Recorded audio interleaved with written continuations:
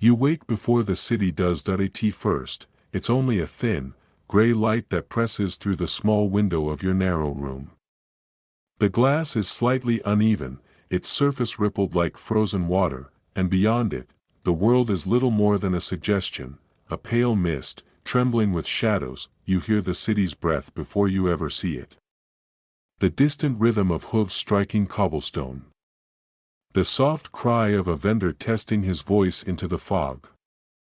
The rattle of wheels echoing off brick and iron. All of London seems to sigh in its sleep, caught somewhere between dream and duty. The air is cold, almost wet to the touch. It carries the sharp scent of coal smoke, familiar, inevitable, a taste of metal and soot. You draw the blanket closer for a moment before realizing the day has already begun without you. Your room is small but orderly, as all respectable rooms must be. A washstand by the window, a wooden chair, a modest wardrobe with brass handles worn smooth by habit. The bed creaks when you rise. Beneath your feet, the floorboards are chilled, as though they've held the night too long. Somewhere below, a door closes softly. Then the faint scrape of a poker against the hearth. The maid is awake, of course she is. "Good morning, Miss Collins," comes a voice from beyond the door. You recognize it instantly. Mary. Reliable, invisible, the first sound of every morning. She enters without truly entering, her presence measured and quiet. She lights the fire, sets the small kettle to warm, and pours water into the porcelain basin. Steam curls upward, disappearing before it touches the ceiling. "Thick fog again," she says, not looking up. "Best take your shawl when you go out, miss. The air's heavy today." You thank her, though you're not sure she hears it. Politeness is a duty both given and ignored in this house. The water in the basin is tepid, but you wash anyway. The chill keeps you alert. The mirror above the washstand catches your reflection in the dim light, pale, still, uncertain. You notice how even your face seems disciplined by the hour. A proper lady should never appear hurried, even to herself. Layer by layer, you dress, first the corset, tight enough to remind you of your place, not so tight as to cause fainting. Then the petticoat, stockings, chemise. Finally the morning gown, a soft grey-blue trimmed modestly in lace.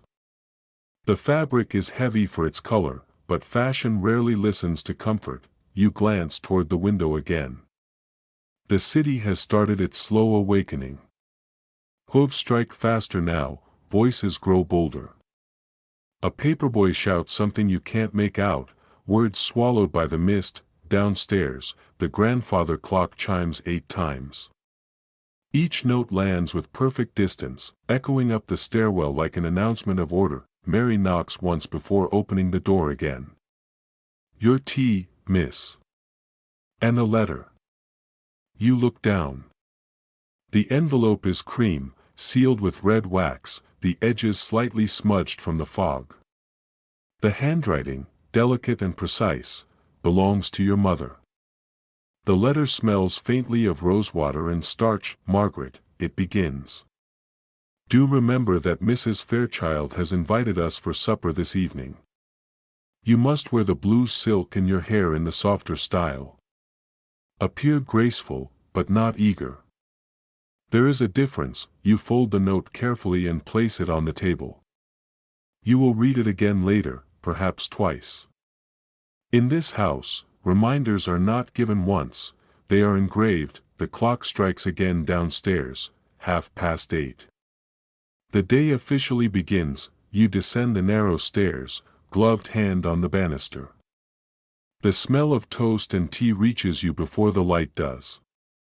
In the dining room, your father is already seated, hidden behind a newspaper as tall as a curtain. "Good morning," he mutters, not looking up. "Good morning, father."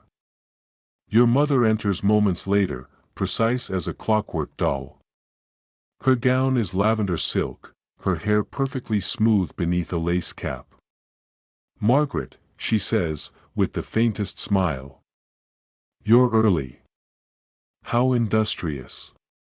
It's not quite praise. Nothing ever is. The maid sets breakfast on the table, porridge, marmalade, eggs barely warm. Conversation is limited to the weather, which is mercifully neutral. The fog is declared unfavorable for travel, but good for the complexion. You nod in agreement, because that's what one does. Your father folds his paper. "I'll be at Chambers until supper," he says to no one in particular, and vanishes into his overcoat like a magician stepping through a curtain. The door closes. The silence that follows is immediate, almost ceremonial. Your mother sips her tea and glances at the clock. "You'll need to make 2 calls today. The Fairchilds, of course. And Mrs. Pennington, she's recently returned from Paris and will expect attention." "Yes, mother." "And Margaret," she adds, lowering her cup. "Try not to appear curious. Curiosity is unbecoming in young women." "Yes, mother." The conversation ends there. It always ends there. After breakfast, you stand by the parlor window. The lace curtains filter the gray daylight into a soft blur. Outside, shapes move like ghosts: carriages, street sweepers, a dog darting through puddles. The gas lamps, though no longer needed, still burn faintly through the fog. You find comfort in their persistence. Light, in this city, is an act of defiance. Your mother leaves the room to supervise something domestic.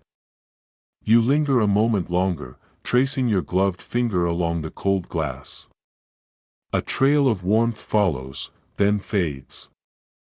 Mary appears again at the doorway.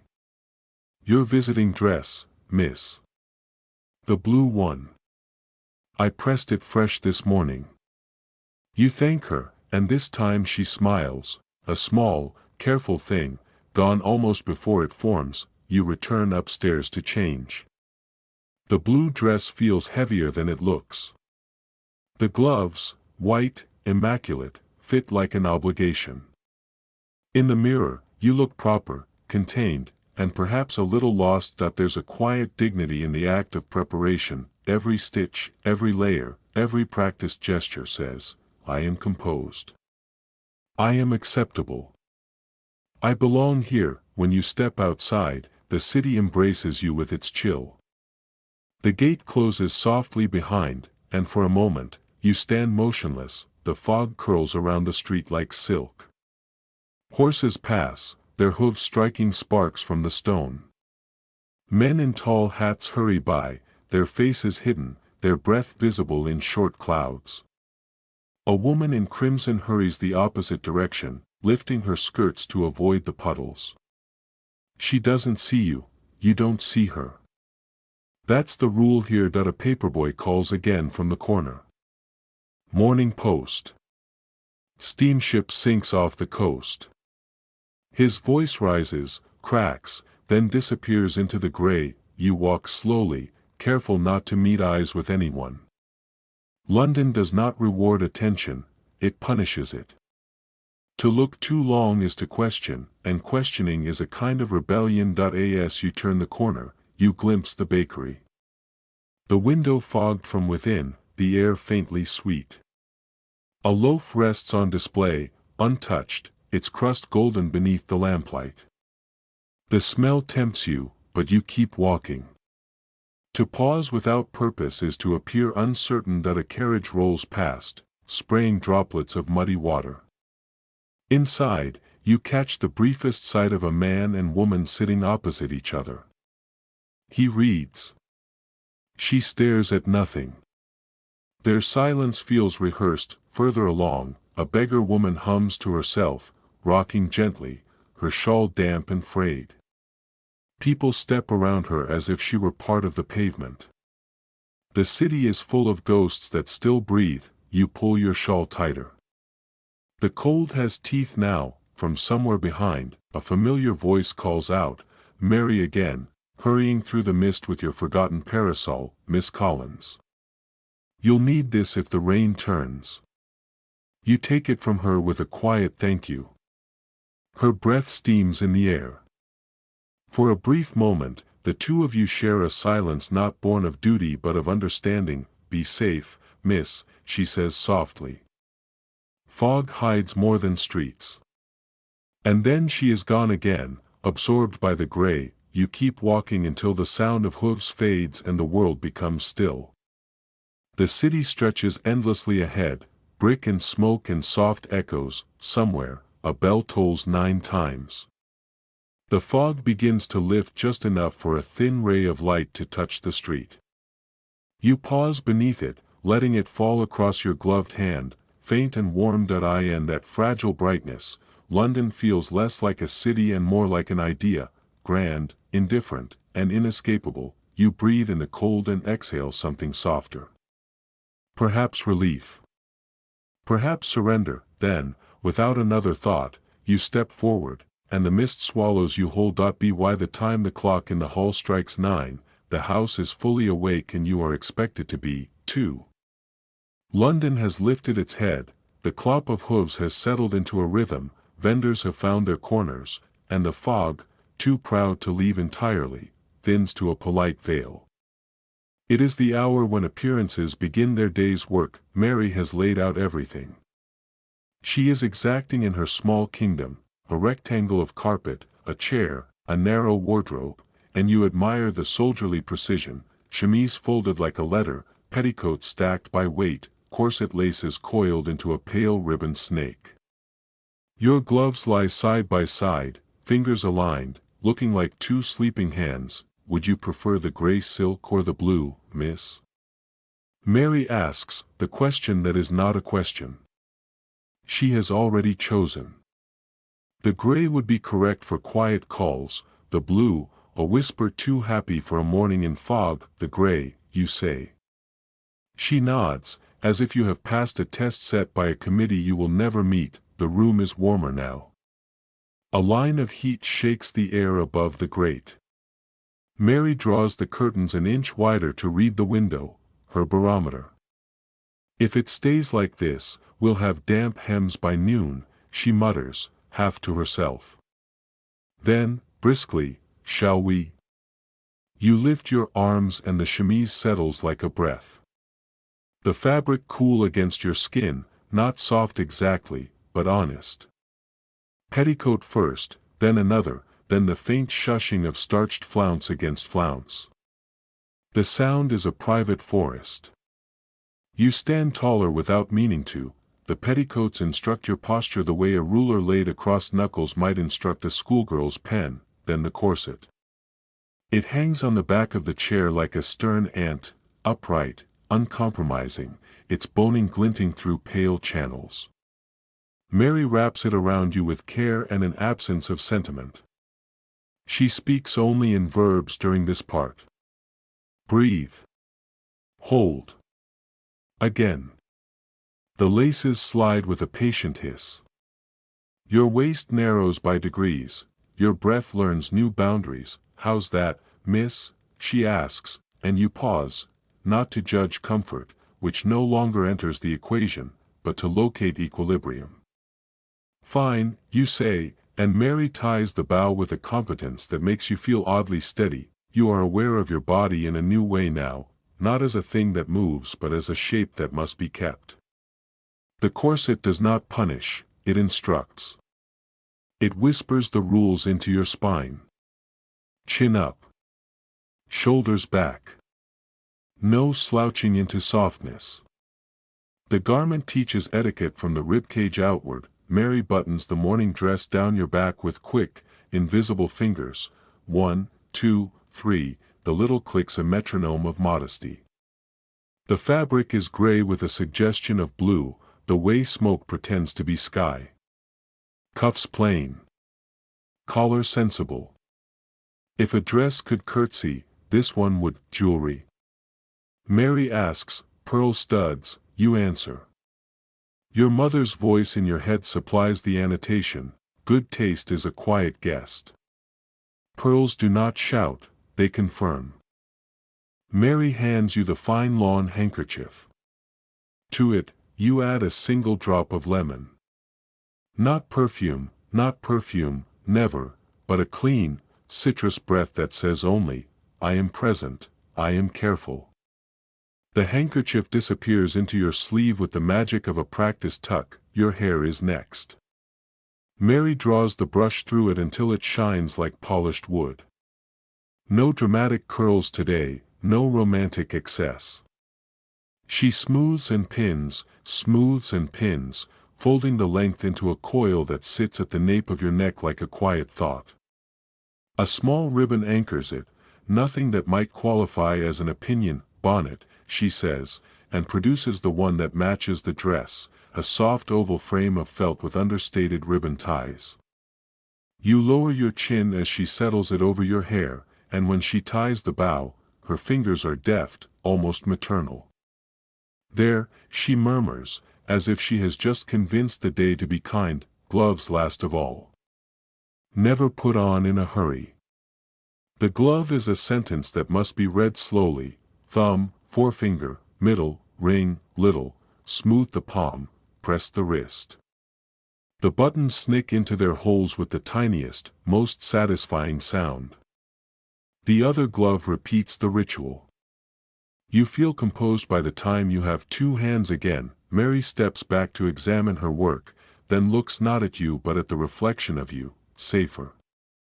Very proper, miss. A pause. Miss Collins, if I may. Mrs. Fairchild keeps a card tray by the door. Some households have begun arranging the cards by rank. You smile. Do they? So I hear, Mary says, which means she knows.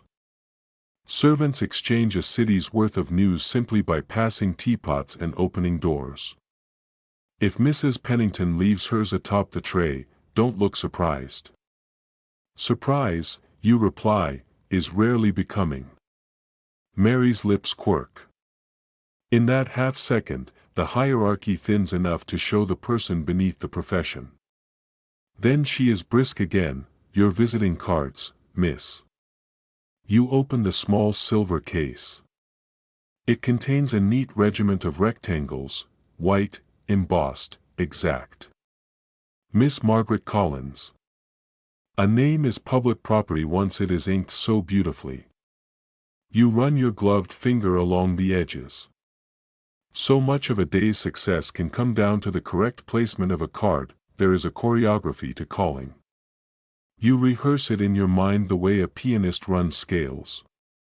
Ring, wait, present card to the butler on a tray, be shown in or accept defeat and leave a note of compliments, sit upon the edge of the chair, neither too near the fire, eagerness, nor too far, coldness, praise the weather's restraint, admire a vase without implying envy, inquire after health without trespassing on intimacy, remove gloves only if the hostess does so first, no sooner, speak of sermons as if they were weather, and of weather as if it were family, 15 minutes, not a breath. More, stand when the permanent guests, dogs and clocks, announce any change. Your mother appears at your door with her own bonnet fastened and her visiting case closed with authority.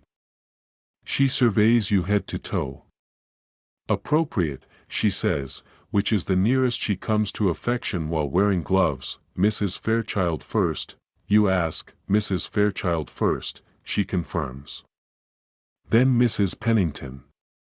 We must not suggest we attend Paris before we attend the neighborhood. You descend together, two women arranged by an era.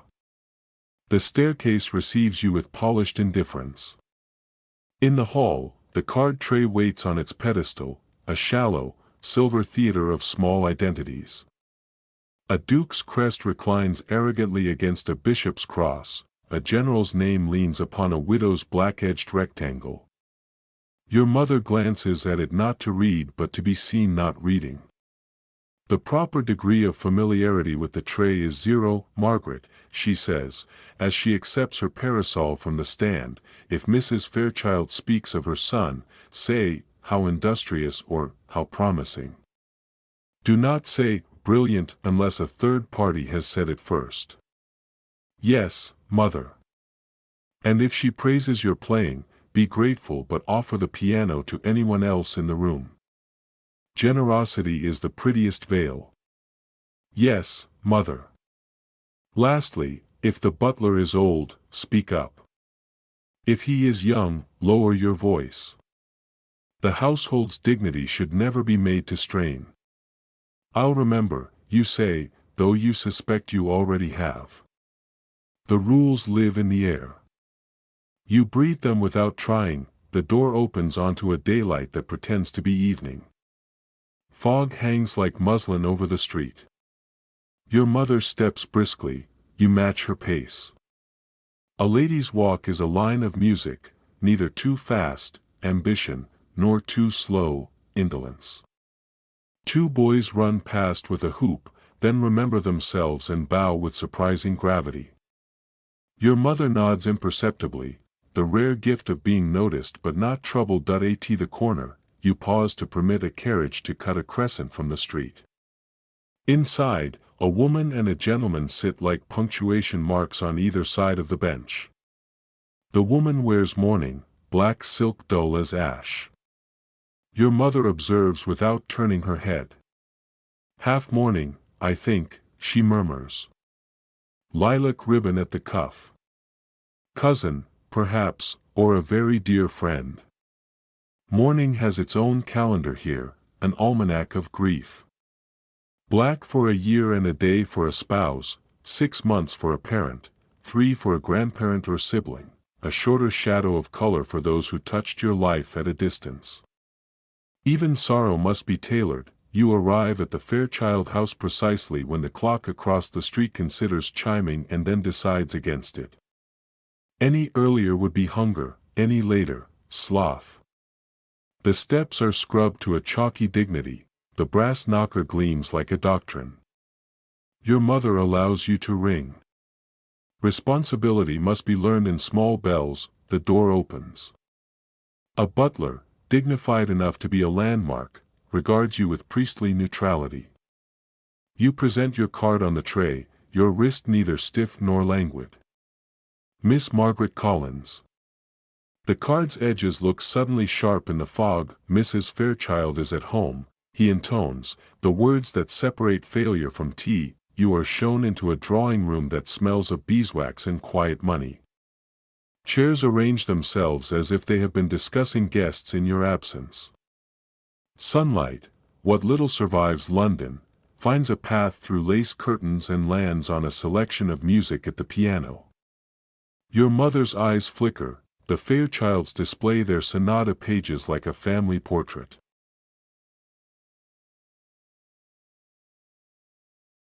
Mrs. Fairchild enters with the smile of a woman who has never needed to practice smiling. Mrs. Collins. Miss Collins. How very good of you. She does not curtsy, she inclines. The difference is the distance between cordiality and adoption. You all sit with the engineering of ladies. The edge of the chair is a safe harbor. A maid appears with a tray of tea you will not spill because that would be a story told for weeks below stairs. Conversation arranges itself obediently around propriety. Health first, the safe kind, the weather's effect on it, the season's preference for colds, the moral action of clean air on frail spirits. Then sermons, one was well constructed, another mercifully brief. Your mother's contributions are stitched neatly between Mrs. Fairchild's sentences like small white basting threads you can remove later without injury. When the piano is mentioned, the room performs a collective intake of breath so delicate it cannot break a teacup surface. Miss Collins plays, your mother says as if noting that rain occasionally falls. With feeling, she adds, which is praise disguised as apology. You must indulge us some afternoon, says Mrs. Fairchild, and you reply with the choreography, if it pleases you. I am very little of a musician compared with those who are musicians. You offer the instrument to the absent many. The absent many accept graciously. The clock on the mantel gives a discreet little cough of time. 15 minutes is a quicksilver creature, one must not attempt to tame it. Your mother, watchless, knows when the seconds have completed their courtesy. She rises as if following a tide.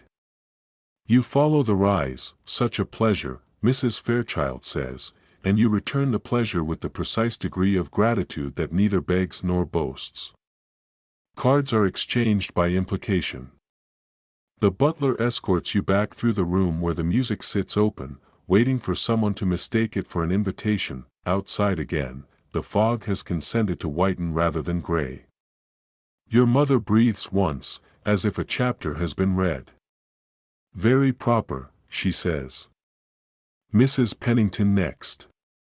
Mrs. Pennington has returned from Paris with the enthusiasm of a person who has not yet realized that what impressed Paris will merely amuse London. Her steps are too new, her brass too bright. At her door, the maid wears a French cap, ruffled as a pastry.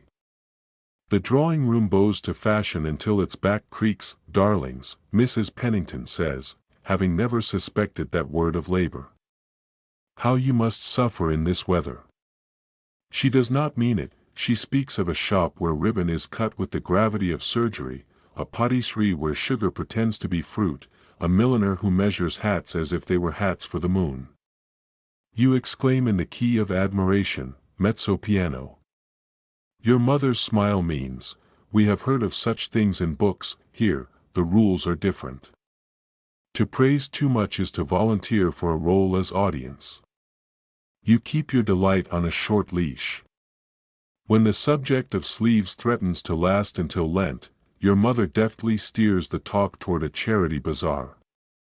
Mrs. Pennington brightens. Philanthropy is the corsage that matches every gown, and you assist by asking the sort of questions that turn self-display into self-congratulation, which is easier to forgive. Again the clock. Again the rise. Cards left behind like breadcrumbs for the city's sparrows. You step out, and the street receives you without applause. Between calls, there is walking, always walking, and walking is where etiquette becomes gait. You feel your corset negotiate with your lungs, you feel your boots explain themselves to the puddles. Two gentlemen pass, hats lifted with economy. You acknowledge them with a glance so fleeting it might have been a shadow crossing your eye. A lady never makes a stranger's courtesy look like a conversation. At the corner, a costermonger lifts his voice with the certainty of a church bell. AP please. AP please. The syllables bounce from brick to brick like a ball thrown by an invisible child. A small dog shivers beneath a cart. A policeman, patient as an oak, watches the entire street as if it were learning to spell. Posture, your mother says without looking at you, and you raise your chin by the width of a pearl. She doesn't smile, but her silence softens, and that is as good as praise. By noon, you have completed the morning circuit, names offered, chairs briefly warmed, 15 minutes folded like lace into the day's ledger. You return home through fog now almost bright, the city showing its bones behind its veil. The gate accepts your hand, the door closes with a sound that reassures the furniture. In the hall, the card tray has changed, the city has come to you while you were out. New rectangles lie like snowdrift upon the old. Your mother reads the arrangement with the forensic calm of a botanist. Duchess, Colonel, Widow. An unfamiliar crest glitters with import but not yet meaning. After luncheon, she says, we shall return what must be returned.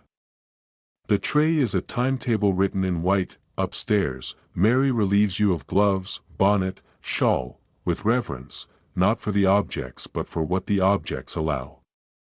She loosens your corset 1 polite inch.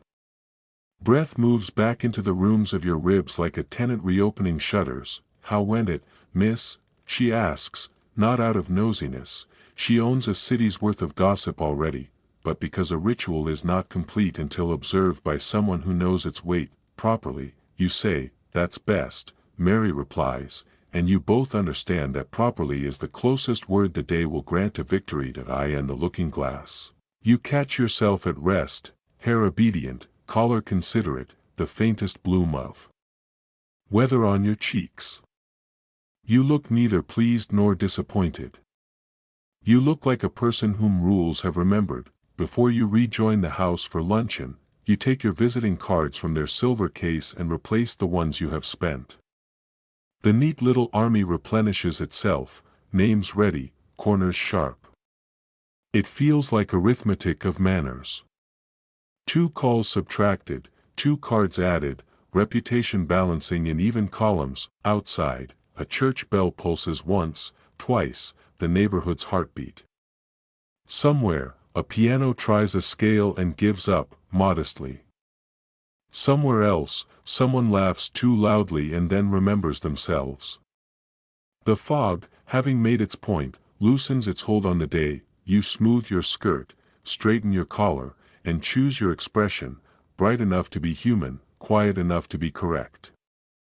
Afternoon will bring more rules, but for now you are fed, dressed, carded, measured, and balanced. The city can proceed. You leave the room with a final, unnecessary glance in the mirror. Not to admire. To confirm the grammar of your appearance. Subject, you, verb, behave, object, grace. And as you reach the top of the stairs, you discover, without surprise, without complaint, that in this house, on this street, in this century, dressing for the day is simply another word for learning how to be seen. The house always begins its day before you do. Not in noise, but in sequence, an invisible choreography that has already been rehearsed for generations. The kitchen fire is coaxed awake long before the sun decides to show itself. Cold dust rises like incense, blessing every loaf and teapot with its scent. You hear it rather than see it, the clink of porcelain, the faint hum of the kettle, the low voice of Mrs. Potter scolding the cat for being precisely where the cat wishes to be. By the time you enter the dining room, the day is already fully assembled. The silver tray gleams. The toast rack stands like a miniature gate, perfectly aligned. Steam drifts from the teapot in delicate ribbons that twist and vanish into air that is both cold and orderly. Everything has a rule here, and every rule has a reason, though no one remembers what that reason once was. Your father occupies his usual seat at the head of the table, the morning paper spread before him like a shield. He is a tall man made taller by silence. The paper moves when he breathes, otherwise, he could be mistaken for part of the furniture. Across from him sits your mother, graceful in her precision. Her napkin is folded to the same exact width every morning, her spoon stirs only 3 times, never 4. She does not look at you immediately when you enter. To acknowledge too quickly would suggest anticipation, and anticipation is undignified. Good morning, you say softly, and the greeting falls into the room like a feather that no one wishes to disturb. Your mother finally lifts her gaze. Margaret, she says, and the syllables arrive polished and dry. Punctuality is a virtue easily lost and never admired when exaggerated. It is both compliment and warning. You accept it as either. Your father clears his throat, a sound like a chair being moved. The post, he asks, though it is not really a question. The post has already come. It always does. Only circulars, says your mother. Nothing of importance. He nods, satisfied that the world beyond the breakfast table is still dull enough to be trusted. He returns to the paper, scanning the columns with the solemn attention of a judge reading evidence. Mary enters quietly, balancing a tray that carries the day's small offerings, eggs, toast, a pot of jam that will last a week because jam, your mother insists, is not for indulgence but for color. She sets everything down with a choreography that never falters. A servant's genius lies in invisibility. Thank you, Mary, your mother says, in a tone that suggests the words are an inherited ritual rather than gratitude. Mary nods, withdrawing with the soundless efficiency of a shadow. The door closes behind her and the silence resumes, pure and deliberate. Breakfast in this house is not a meal. It is a liturgy. The china cups clink, the spoons move in unison, the paper rustles in time. Even your own movements join the rhythm, buttering the toast without haste, cutting it into precise halves, never letting the knife scrape the plate. In another house, perhaps, people might laugh at such discipline. Here, discipline is the laughter, the clock on the mantel ticks, a metronome for civility.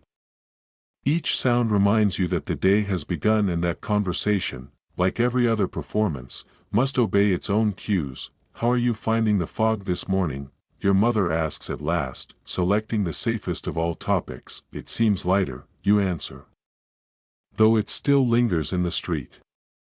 "As it always will," says your father behind the newspaper. Fog is a condition, not a weather. Your mother allows herself the faintest smile, which in this household is equal to a laugh in louder places. She turns her attention back to you. "You'll be calling on Mrs. Weatherby tomorrow. She's newly returned from Bath and quite transformed by the waters, or so she claims. You might learn something about civility from her daughters, though not from her cook." "Yes, mother. And remember, dear, in conversation, pause before you respond. People trust those who seem to consider." You nod. In this house, wisdom is measured in seconds of silence. Your father lowers the newspaper halfway. "Has there been any word from your brother?" "No, not since Michaelmas," says your mother. "He writes rarely but at length, as if time were his servant. Oxford boys mistake letters for sermons." Your father snorts, which is his version of laughter, and folds the paper. Let the boy have his illusions. The empire is built upon them. He stands, collects his gloves, and checks the clock with the authority of a man who believes time itself must ask permission to proceed. "I'll be at Chambers," he says, as always, and departs with the faint scent of tobacco and finality. The door closes. The room exhales. Your mother glances at his empty chair, then at you. "Men are most useful when absent," she says softly, and takes a sip of tea. It is not bitterness, merely observation. You wonder if she believes it. Mary reappears with fresh toast.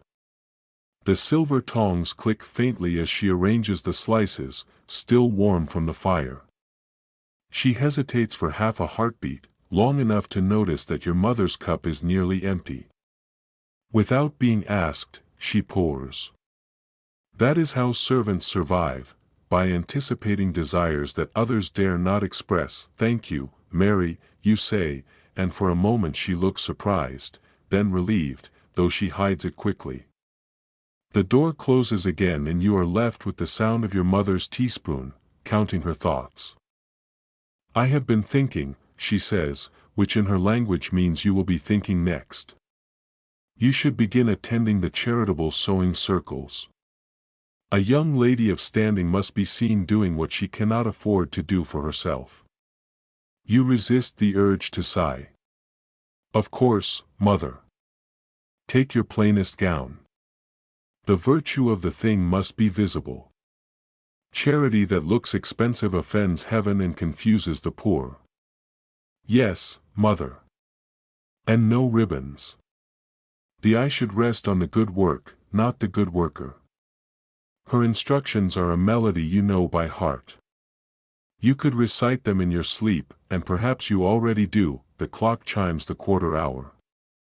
Somewhere in the house, footsteps cross a landing. The cat, bored of Mrs. Potter's lectures, pads into the room and sits by the fire. Your mother ignores it.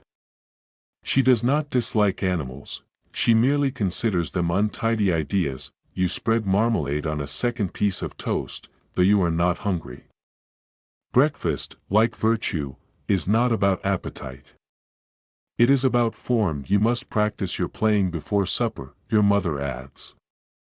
"Mrs. Fairchild will expect it when we dine with her again next week. A woman who cannot fill a silence is a burden to her company."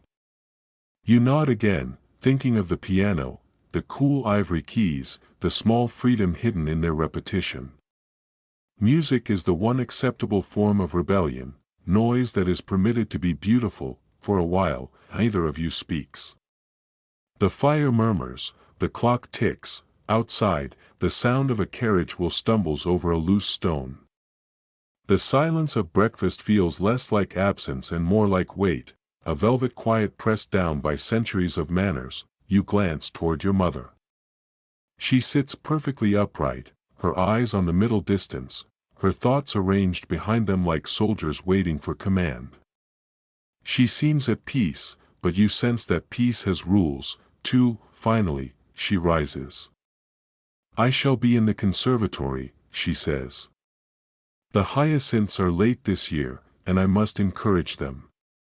You stand as well. "Yes, mother.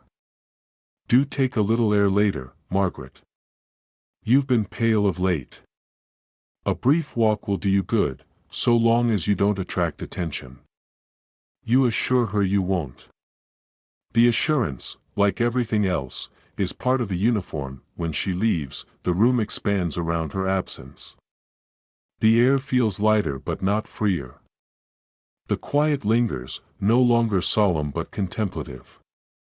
You walk to the window and touch the curtain. The fog has begun to thin, letting slivers of light find their way through.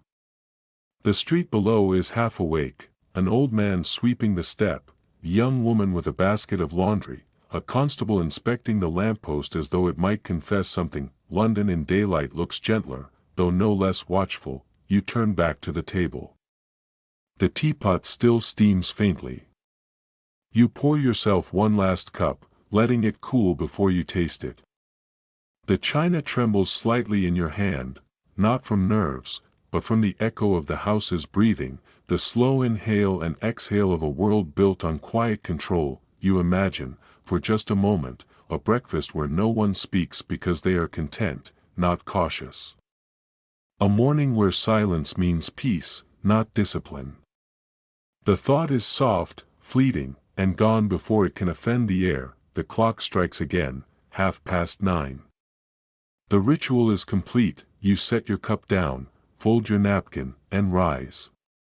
The room acknowledges your departure with the faint creak of a chair. Mary will clear the dishes soon, your mother will hum to her flowers, your father will not return until the day has exhausted itself.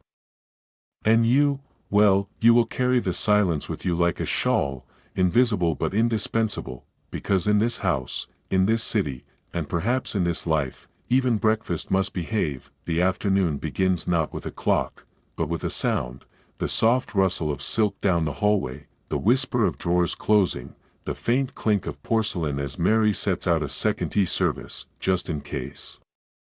The fog outside has lifted enough for the light to be called light again, though London never truly sparkles. It glows in tones of brass and smoke. Your mother's footsteps mark the hour better than any timepiece. "Margaret," she calls, not loudly. She never needs to be loud. "Have you decided on the shawl?" You have. The lighter one. The fabric that listens when it moves. It rests over your arm now, folded so precisely it might have been measured by compass. "Good," your mother says when she sees it. "The darker would have suggested mourning. And we have nothing to mourn." You smile, though you are not entirely sure that's true. Outside, the carriage waits. Its black lacquer sides mirror a city that always seems to be dissolving. The coachman touches his hat, not in respect but recognition. Every street has its regular passengers. As you settle into the seat beside your mother, the world begins to sway. Hooves strike stone in the slow rhythm of civility. The wheels hum through puddles, and the smell of wet iron seeps in through the seams. London moves like a memory, half awake, half forgetting. Street after street passes in grey procession, rows of terraces identical enough to make time loop upon itself. In one window, a child waves, in the next, a curtain falls. That, too, is a rule. Children must be curious, adults must pretend not to be. Your mother adjusts her gloves, eyes straight ahead. "Mrs. Pembroke first," she says. "She's tiresome, but necessary." Then perhaps Mrs. Holloway, if she's home. And if not, better still. You nod, as though arranging your own enthusiasm. The first stop is a house that smells faintly of lavender and damp wallpaper. The maid receives you with the quiet desperation of someone rehearsing grace for the 50th time that day.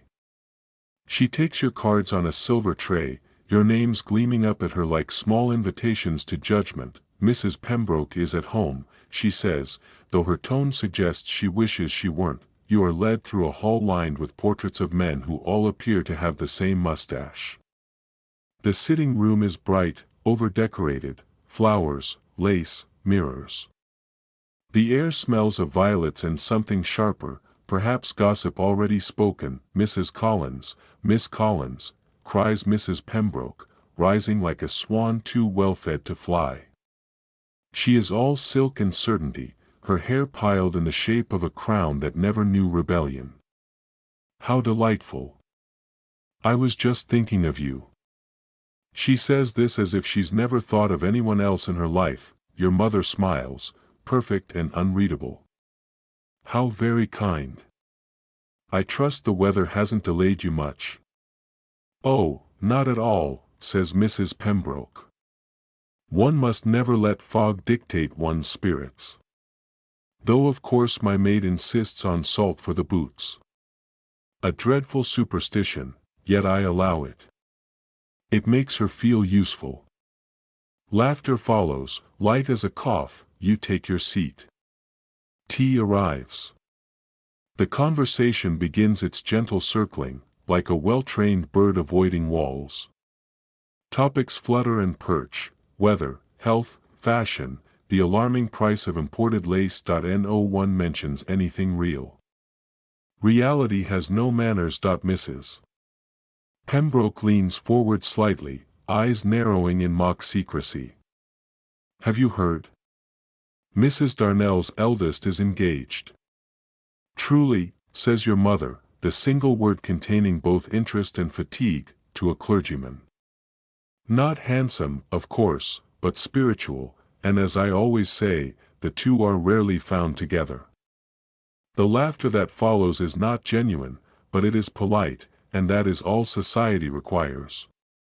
You smile when expected, contribute a comment so carefully neutral it leaves no trace. A steady temperament can be quite enduring. Precisely. Mrs. Pembroke beams, as though you've quoted scripture. A pause. A sip of tea. A new subject unfurls. And Mrs. Fairchild, asks Mrs. Pembroke. Still so devoted to her music, I hear. Your mother allows herself a small, dismissive nod. Devoted, yes. But one wonders whether art is a pastime or a passion. There's such a thin line between enthusiasm and display. Mrs. Pembroke smiles the smile of shared superiority. Indeed. One does so hate to see people try. The conversation drifts on in that peculiar rhythm of half-truths. Compliments are given like paper flowers, pretty but lifeless. You begin to see that gossip, here, is less about malice than maintenance. It oils the machinery of civility. Everyone takes a turn at the lever. When the clock on the mantel chimes the quarter hour, your mother rises with quiet exactness. A delightful visit, she says, as though the word delightful has been politely stripped of its meaning. Do call again soon, Mrs. Pembroke insists, which is to say not too soon. Outside again, the city greets you with the scent of damp stone and horsehair. You exhale as though emerging from underwater. Your mother smooths her sleeve. A necessary quarter hour, she says. We endure Mrs. Pembroke for the sake of her husband's invitations. He still holds the best box at the theater. Yes, mother. The carriage jolts forward. For a moment, the street opens wide enough to see the river, a long gray vein beneath the bridges. Smoke trails across the water like lazy handwriting. The next house, Mrs. Holloway receives you with too much cheer. She is younger than Mrs. Pembroke, prettier, and perfectly aware of both facts. Her laughter is music polished to brilliance, and her sitting room smells of oranges and money. How divine to see you, she says, clasping your hands. I've been dreadfully bored since Tuesday. You wonder how one can be bored in a city that never stops moving, but then, boredom is a luxury word. She speaks quickly, skipping from one subject to the next like a stone on water. Fashion from Paris, a new pianist, simply too emotional, a rumor that Lord Barrington may return from Vienna with a bride, or a scandal, depending on who you ask. You nod, you smile, you learn the art of listening without remembering. When your mother praises her taste in drapery, Mrs. Holloway beams. "Oh, it's nothing," she says, which means it's everything. Then comes the question that hovers like perfume. "And you, Miss Collins, have you been out much this season?" You meet her gaze, polite, steady. "Not excessively." "Ah," she sighs, delighted by your restraint. "How refreshing." The word refreshing means safe. Tea is offered, declined, insisted upon, accepted. Cups clink. Compliments return to their perches. When the visit ends, you perform the ritual of departure with grace perfected through repetition. Stand, smile, express pleasure, promise a future you may never intend to keep. Back in the carriage, your mother lets out a quiet breath that sounds suspiciously like relief. "Mrs. Holloway will ruin herself with enthusiasm," she says. "It's quite tragic." She seemed pleasant, you offer. Pleasant is the first step toward careless. And careless women fall fastest. You glance out the window, where the streets begin to blur again. The city looks almost tender in the mist. Pedestrians drift like ghosts. Children play in the gutter with the seriousness of statesmen. Somewhere a bell rings, soft and uneven. For a while, neither of you speaks. The rhythm of the carriage fills the silence, steady as a heartbeat. As you turn onto a narrower street, the sound changes. The cobblestones are rougher here, the facades older, their paint peeling like forgotten memories. Laundry flutters between the buildings, pale banners of everyday life. Your mother draws the curtain halfway. "Best not to stare," she murmurs. Poverty is not spectacle, it's contagion. But you do look, briefly. A woman in a shawl bends over a washtub, hands red from the cold. A child stands beside her, barefoot, balancing a bucket half his size. They do not see you. Or perhaps they do and have learned to ignore what cannot be reached. For a moment, you wonder what stories they tell each other at night. Are there rules there, too? Are there silences kinder? The carriage turns again, returning to cleaner streets. The fog gathers politely, concealing what must not be part of your afternoon. When you finally reach home, the sky has softened to the color of pewter. The butler opens the door before the wheels stop. Your mother ascends the steps first, composed as ever. "A productive day," she says. And not a word wasted. Inside, the hall feels heavier, as though the walls have absorbed the echoes of other polite farewells. You hand Mary your gloves, your bonnet, your composure. "Everything go as it should, miss?" she asks. "Yes," you answer. "Precisely as it should." And though you mean it, a small part of you aches for a conversation that isn't measured by teaspoons and minutes. Later, in your room, you unpin your hair. The sound of the city drifts through the window, muted voices, the clatter of a carriage, the faint whistle of a train somewhere beyond the river. The day has folded itself neatly, like the dresses in your wardrobe. You sit by the window for a long time, watching the lamps appear one by one, small constellations of routine. You think of Mrs. Pembroke, of Mrs. Holloway, of every woman who lives between the demands of grace and the weight of quiet expectation. London hums below, vast, indifferent, endless. Yet in its fog and flickering light, you sense a strange kinship, the shared endurance of those who keep their voices low so the city may rest. You close the curtains. The day, like the conversation, is done, and tomorrow, the gossip will begin again, gentle, necessary, and endlessly polite. The air outside tastes like iron and dust. London has been burning something all its life: coal, time, or perhaps the patience of its people, and the smoke never quite clears. It only rearranges itself, curling through the narrow lanes like an old story that no one dares to stop telling. You step out with your mother's permission still echoing in your mind. A brief walk will do you good, so long as you don't attract attention. The instruction follows you like a second shadow. The fog is heavier now, thick enough to soften edges but too thin to hide the truth. It makes the city feel like it's breathing, slow, tired, but stubbornly alive. Your boots click on the pavement. A hansom cab rattles past, its driver hunched against the cold, the horse's breath pluming like ghostly wings. Somewhere nearby, a bell rings, perhaps a church calling no one in particular, perhaps a clock reminding everyone that time, like smoke, doesn't belong to anyone. You keep to the cleaner streets at first, where iron railings glisten and the houses still believe in respectability. But curiosity, that most unladylike impulse, begins to tug at you. You turn left instead of right, down a lane that leans slightly downhill, where the paving stones grow uneven and the fog grows thick with purpose. The sound changes here. No longer the steady clatter of carriage wheels, but the wet slap of boots, the muffled cry of a hawker, the rattle of a tin cup.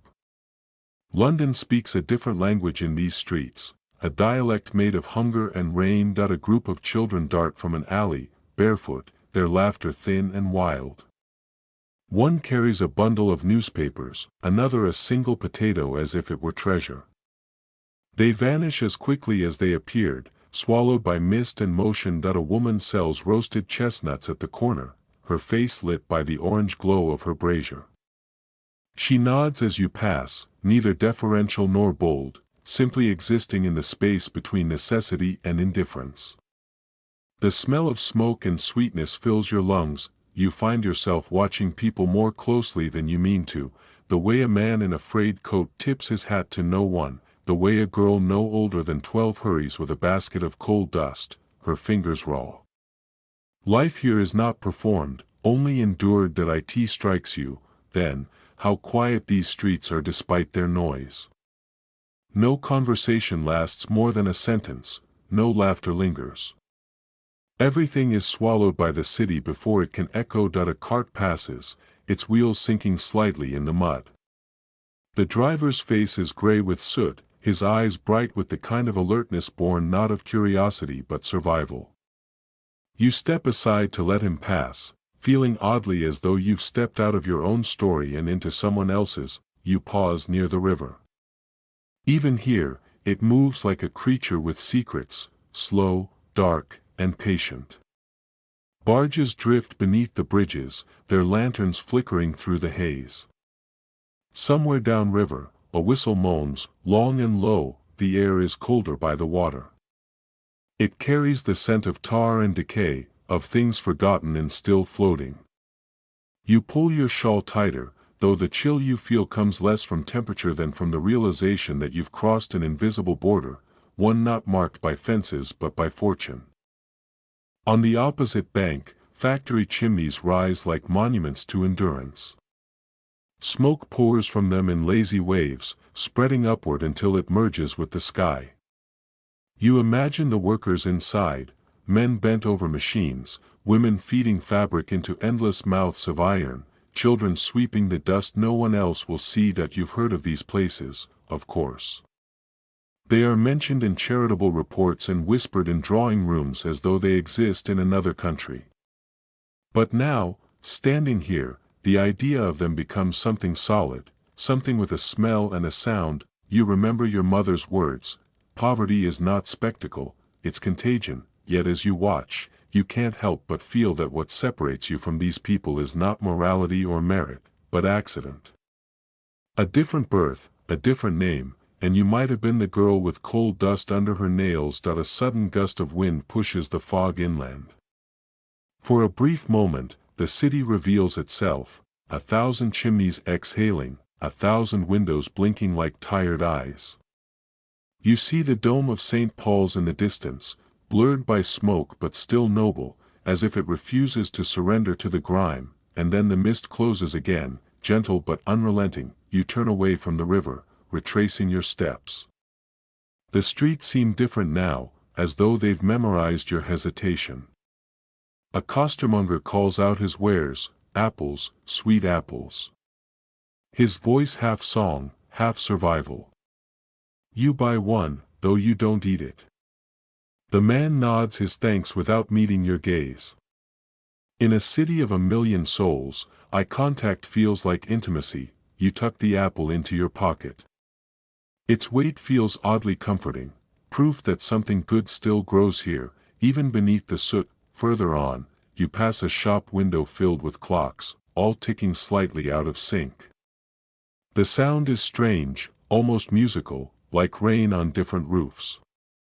You stop to watch them, rows of brass and glass faces, each marking a moment that will never return. Time, you realize, behaves differently here. It doesn't belong to those who own clocks, it belongs to those who don't. To the chimney sweep, the seamstress, the bootblack. Time moves for them in tasks and hunger. In the distance between the whistle and the meal. A small boy notices you watching. He stands barefoot in the doorway, holding a rag. "Shine, miss?" he asks, voice thin but bright. You glance at your boots, already clean. "No, thank you." He nods, undeterred. "A penny just to stand still, then." You almost laugh, but the sound won't come. You hand him a coin, and his face lights up as though you've restored sunlight itself. "Thank you, miss," he says, ducking his head before darting off into the fog. The sound of his running feet echoes for a few seconds, then fades into the city's heartbeat. When you finally turn back toward home, you find that your pace has slowed. You no longer walk like someone passing through but like someone listening, to the hiss of steam, the murmur of footsteps, the strange rhythm of existence beneath the elegance. At the corner of Baker Street, you pause again. A woman is reading aloud from a pamphlet, her voice rising above the hum of the crowd. Words like reform and justice hang in the air, heavy and unfamiliar. Some people listen, others hurry past, unwilling to meet the sound of change. You don't linger, though the echo of her voice follows you for blocks. By the time you reach your own neighborhood, the fog has begun to thin again. The street lamps flicker to life, one by one, as if the city is lighting itself carefully, afraid of what it might reveal. When your house comes into view, it looks impossibly tall, its windows glowing with domestic certainty. The brass knocker gleams. The steps are free of dirt. Everything is just as it should be, and somehow, that feels strange now. Mary opens the door before you can reach for the handle. "Miss Collins," she says, relief softening her scold. "Your mother was worried, she thought you'd gone to the shops, but it's near 5. "I lost track of time," you reply, stepping inside. Mary takes your shawl and hesitates. "You've been near the river, haven't you? I can tell from the smell." You nod, then shake your head, uncertain which is truer. "It was only a short walk." She says nothing more, though her eyes say enough. She knows the world you saw, because she came from it. You move toward the sitting room, where the air smells of tea and upholstery. Your mother looks up from her embroidery. "Margaret," she says, tone calm but edged. A lady's absence invites curiosity. "I wasn't far," you answer. She studies you for a moment. "It isn't distance that concerns me. It's proximity, to the wrong sort of air." You bow your head.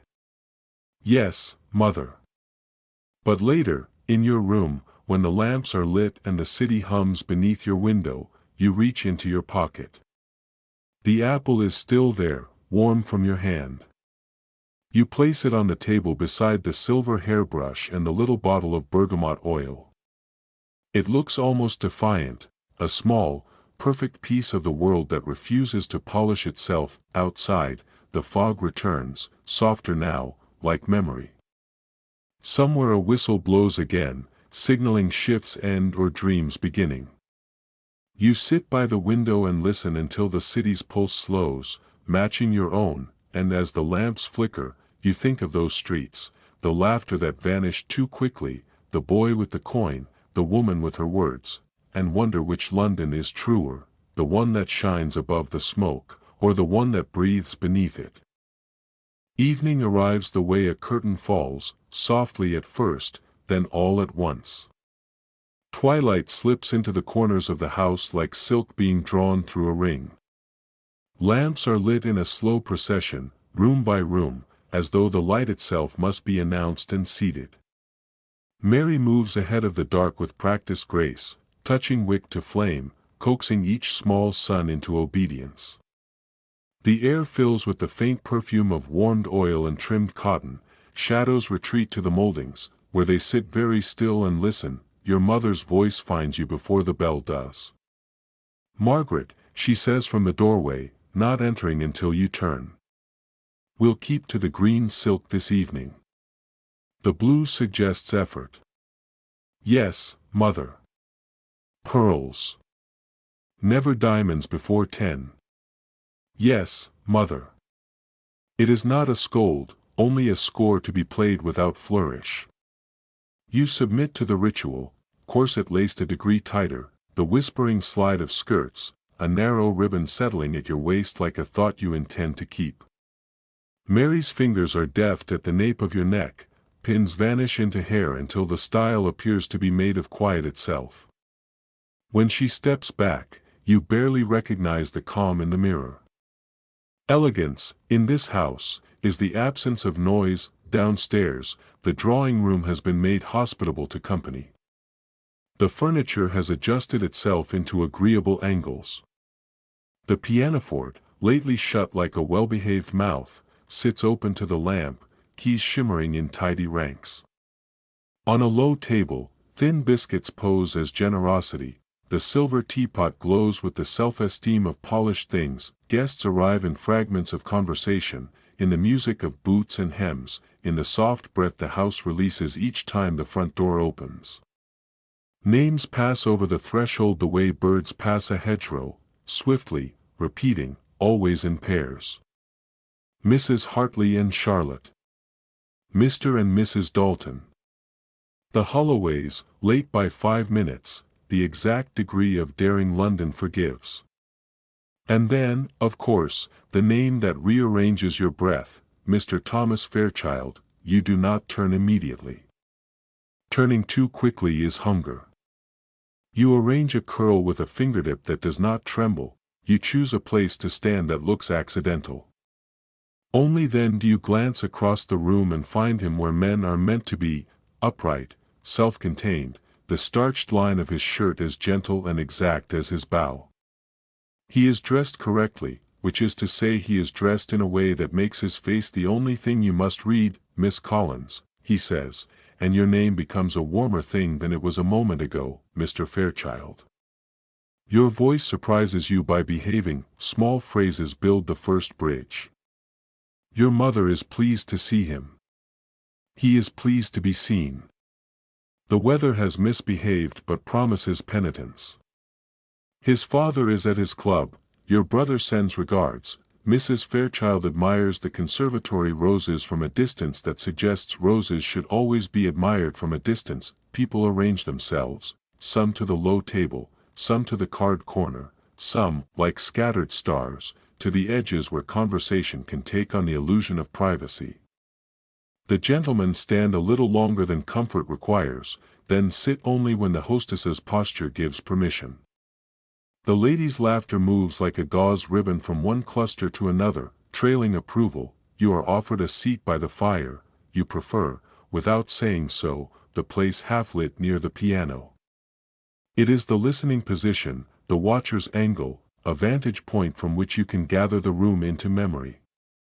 Thomas follows the logic of the crowd at first, speaks with Mrs. Hartley, receives a measured smile from Charlotte, locates the hostess's eye and pays the exact coin of attention, and only then drifts inexorably toward you, like a ship that has learned the coastline. "Do you intend to play?" he asks, not quite asking if required, you say, not quite promising that he smiles, small, contained, more like an agreement than an emotion. One is often required to do what one secretly prefers. A convenience, you reply, for those who would not say so. There is a pause that belongs to the two of you. You let it stand between you like a respectable chaperone. The room murmurs around it. Mrs.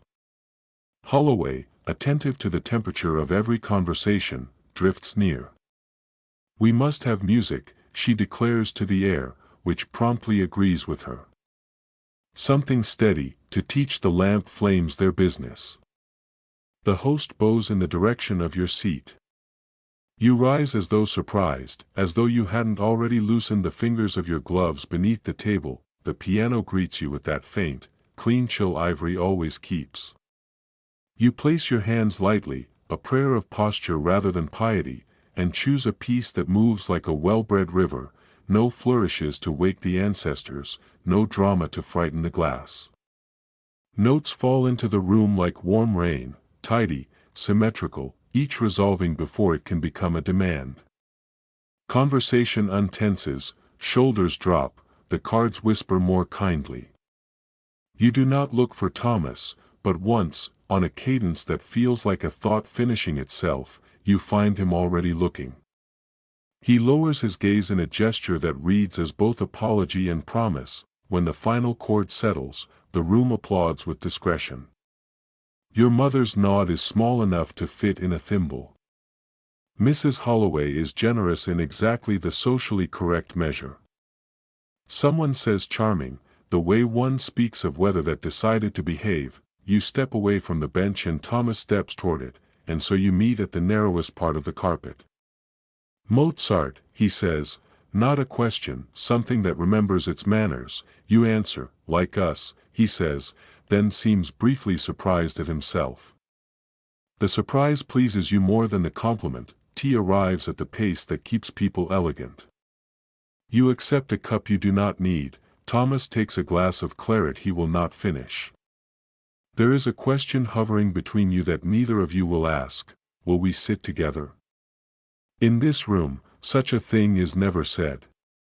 It is accomplished by a sequence of courtesies that look like accidents. A hand of whist forms at the small table. Mr. Dalton boasts softly that he has forgotten the rules. Mrs. Hartley declines to play and sits just near enough to supervise. The host wonders aloud whether anyone has yet seen the new exhibition at the Academy. Someone has, someone intends, someone admires Turner as one admires thunder. At a distance and from under a roof, Thomas finds precisely the place where he may stand without claiming you. "I have it on authority," he says softly, "that the gallery looks better in bad weather." "London is obliging, then." "London is always obliging," he says, "to those who pretend not to ask." Mrs. Holloway strikes a match at the mantel to relight a sulking lamp.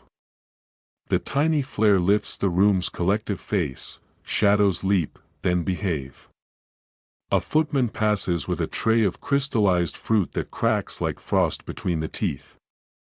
You take a sliver of lemon to have a reason for your hands. Thomas declines, as if appetite might confess something. Across the room, Charlotte Hartley speaks with a cousin about an aunt's decline. The decline sounds energetic. The Holloways exchange a glance that is almost a duet. Your mother listens to Mrs. Pembroke's theory of moderation, which is immoderate in length. It is all so perfectly arranged that you begin to believe arrangement is what saves people from themselves. Will you walk the length of the room? Thomas asks, which in this setting is a game more than a journey. You do. He offers his arm, and you accept the idea of it without touching it. You move between conversations like a pair of sentences joined by a semicolon, related, separate, more graceful together. At the far end, small canvases are hung along the wall above a narrow table, polite landscapes, a harbor, a bowl of fruit too diligent to rot. You stand before a winter scene, he stands beside your viewpoint. The snow in the painting is clean in a way London can never manage, a completeness that feels almost unfriendly. The painter has never fallen, you say, or never admitted it, he replies, which is, I suppose, the point of a winter. He considers this, then, or of a drawing room. You want to laugh, and do not. The room need not know, the hum shifts. A new guest has arrived, wrapped in the sort of self-confidence that smells faintly of the continent. He bows broadly to your hostess, bestows verbal flowers on your mother, and scatters anecdotes like coins. Lord Barrington. The name arrives and takes a chair. Something inside the room tightens imperceptibly, as if the furniture has remembered a debt that he notices you. Men like that always do. He drifts in your direction with the leisurely accuracy of a cat. Thomas cannot put a hand to your elbow, cannot stand in the direct line of approach, cannot do any of the things that would satisfy an impatient century. He does the only righteous thing left to him. He remains, Miss Collins, Lord Barrington says, savoring each syllable as if it were a grape he intends to peel. You're playing, so very, well bred. Thank you, my lord. You provide him nothing he may keep. To be well-bred in art is a rare discipline, he continues. So many young ladies attempt passion before permission. I am fond of permission, you say, and your mother across the room relaxes by the thickness of a hair. Barrington smiles that professional smile of men who have not been contradicted in years. He inquires after your father, you answer. He declares Paris overrated and Vienna improved by the right company. You neither agree nor disagree and therefore offend no geography. He asks whether you will honor a private musicale next week. You tell him your calendar belongs to your mother. The words are courteous, the boundary is not. Thomas never leaves your periphery. When Lord Barrington bows himself away, having drawn no blood, Thomas says nothing for a long moment, which is how gentlemen say I am here, thank you, you say quietly, unsure whether you mean for the presence or the restraint that he inclines his head a fraction. Some men prefer rooms that do not tell them no. And some rooms prefer men who can hear it. I hope this is such a room, he says. It is when I am in it, you answer, and the boldness startles you both into stillness. A second round of tea restores the evening to its previous health. Cards are won and lost in sums that do not matter. The clock on the mantel composes itself and announces the hour with the authority of a schoolmaster. People remember that they are obliged elsewhere, tomorrow, next week, always. Farewells begin in ripples, then become the tide. At the threshold, the air feels colder in the fashion of endings. Gloves are tugged into place with gentle indignation. Cloaks are settled across shoulders like conclusions. You stand near the door with your mother, offering the currency of civilized departure, a smile that promises nothing, a phrase that promises everything. Thomas is last among the not family to go. He bows to your mother with the gravity one gives to a covenant. To you, he says, thank you for the music, as if the phrase contained more than gratitude. Thank you for listening. You say that he hesitates, the briefest rebellion against the hour. Then, might I call on Thursday? I have a book I am certain does not belong to me.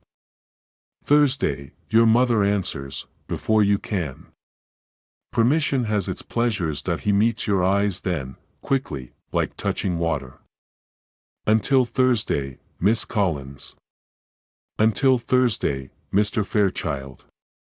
The door closes upon the evening's last coat. Silence returns, not as absence but as possession. The house inhales the warm remains of conversation and settles its spine. Your mother clicks her tongue once, a signal of satisfaction, Mary appears as if summoned by thought. Lamps are pinched out in sequence, darkness returning like velvet smoothed by a careful hand. You linger at the piano and lay your fingertips lightly on the keys, not pressing, only feeling the cool of them, the possibility that lives inside any instrument before it is asked to speak. The pearled bracelet winks at your wrist, a patient metronome. Mary appears in the doorway with your shawl. "Shall I sit up, miss?" "No, thank you." "Very good." She pauses, reading the air. "A pleasant company tonight." "Yes, you say. Pleasant." The word means safe, which tonight is a kind of grace. Upstairs, the window looks out on a street that has forgiven the day. Gaslight gathers into small golden pools. Somewhere beyond the row of chimneys, a train calls to darkness and is answered. You unpin your hair, it falls with the sound of silk, remembering it is not a structure. In the mirror, your face looks like someone who survived a dance no one was allowed to name. You think of Lord Barrington's practiced charm and of the way the room held its breath. You think of Thomas's attention, which felt not like heat but like weather, present, surrounding, patient. You think of the book that will require returning on Thursday, of the quiet that grows between two people who have learned the grammar of hesitations. When you finally lie down, the city continues its low conversation with itself. The house answers in creaks, the night in soot and stars. You close your eyes. The last thing you hear is the memory of that steady river of notes, the ones you played, the ones you did not, and beneath it, a promise that does not quite dare to be spoken until Thursday. The morning arrives like a thought you meant to have last night but saved for daylight. It slides across the dressing table, turning the silver-backed brush into a small moon, the bottle of bergamot into an amber star. Somewhere below, a grate is raked, the house clears its throat. You lie still a little longer, measuring the distance between Thursday and today on the inside of your ribs. When you rise, the room is cool in that well-behaved way rooms have, everything put where it will not ask questions. Mary enters as though she has always belonged to the hour. "Good morning, miss." The greeting is soft, meant for both of you. Her hands are warm from the kettle, the steam that trails the teacup smells faintly of lemon and the forgiveness of mornings. Your mother wondered, Mary says, whether you prefer the cream muslin. There's sunshine enough to make it honest. The muslin, you agree. Sunshine is easier to wear than certainty. While she buttons the small white world along your spine, she speaks of ordinary things, the grocer's new apprentice who short-measured flour until the shopkeeper's wife measured him, the neighbor's cat who patrols like a retired admiral, the laundress who has learned to whistle an aria without ever seeing an opera. You nod in the places where the day expects you. You are halfway through your tea when the bell rings downstairs, 2 brisk notes, the exact width of a calling card. Mary's eyes lift, then lower again to the cuff she is smoothing.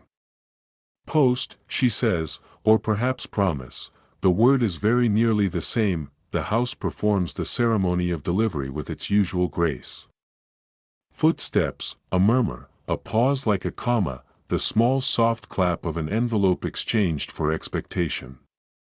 You do not rise. A lady does not hunt her letters, she receives them. But receiving is its own kind of hunt. The door opens. The butler's profile appears, respectful, uninterrupting. On his tray, a thin envelope in sober cream, your name in a hand you have seen only 3 times and have studied more than you will ever admit. Miss Margaret Collins. The ink is the blue of river weather, the loops in the G and C restrain themselves, as he does. Shall I leave it here, miss? Please. You fold your hands. You wait until the door closes. It is the waiting that makes the reading possible. You lift the letter and feel at once the tact of it. Heavy paper that refuses to be hurried. A wax seal pressed with an emblem you do not know, something leafed and careful. You break it neatly, so that ruin will look like deliberation, and draw out a single sheet. Miss Collins, it begins, as though you are a country one must address before crossing. If it does not trespass upon your morning, might I ask you to accept a small volume which, through a miscalculation entirely my own, has taken up residence on my table? I recall hearing you speak of Dr. Johnson, though perhaps I recall only that you spoke, and if so, the fault is mine and the book's. In any case, should Thursday still suit, I would be honored to restore it to its rightful owner. T. Fairchild, you read it twice, then a third time for the space between the sentences. He has written almost nothing and said precisely what he meant. I listened.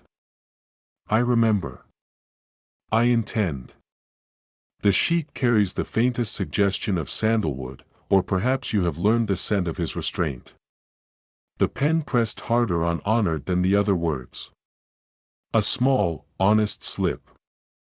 You are grateful to the word for admitting it. Mary is silent as a church while you fold the letter. When you set it beside the brush and the bergamot, she moves toward the hearth and fusses with the fire for no reason other than to give you privacy.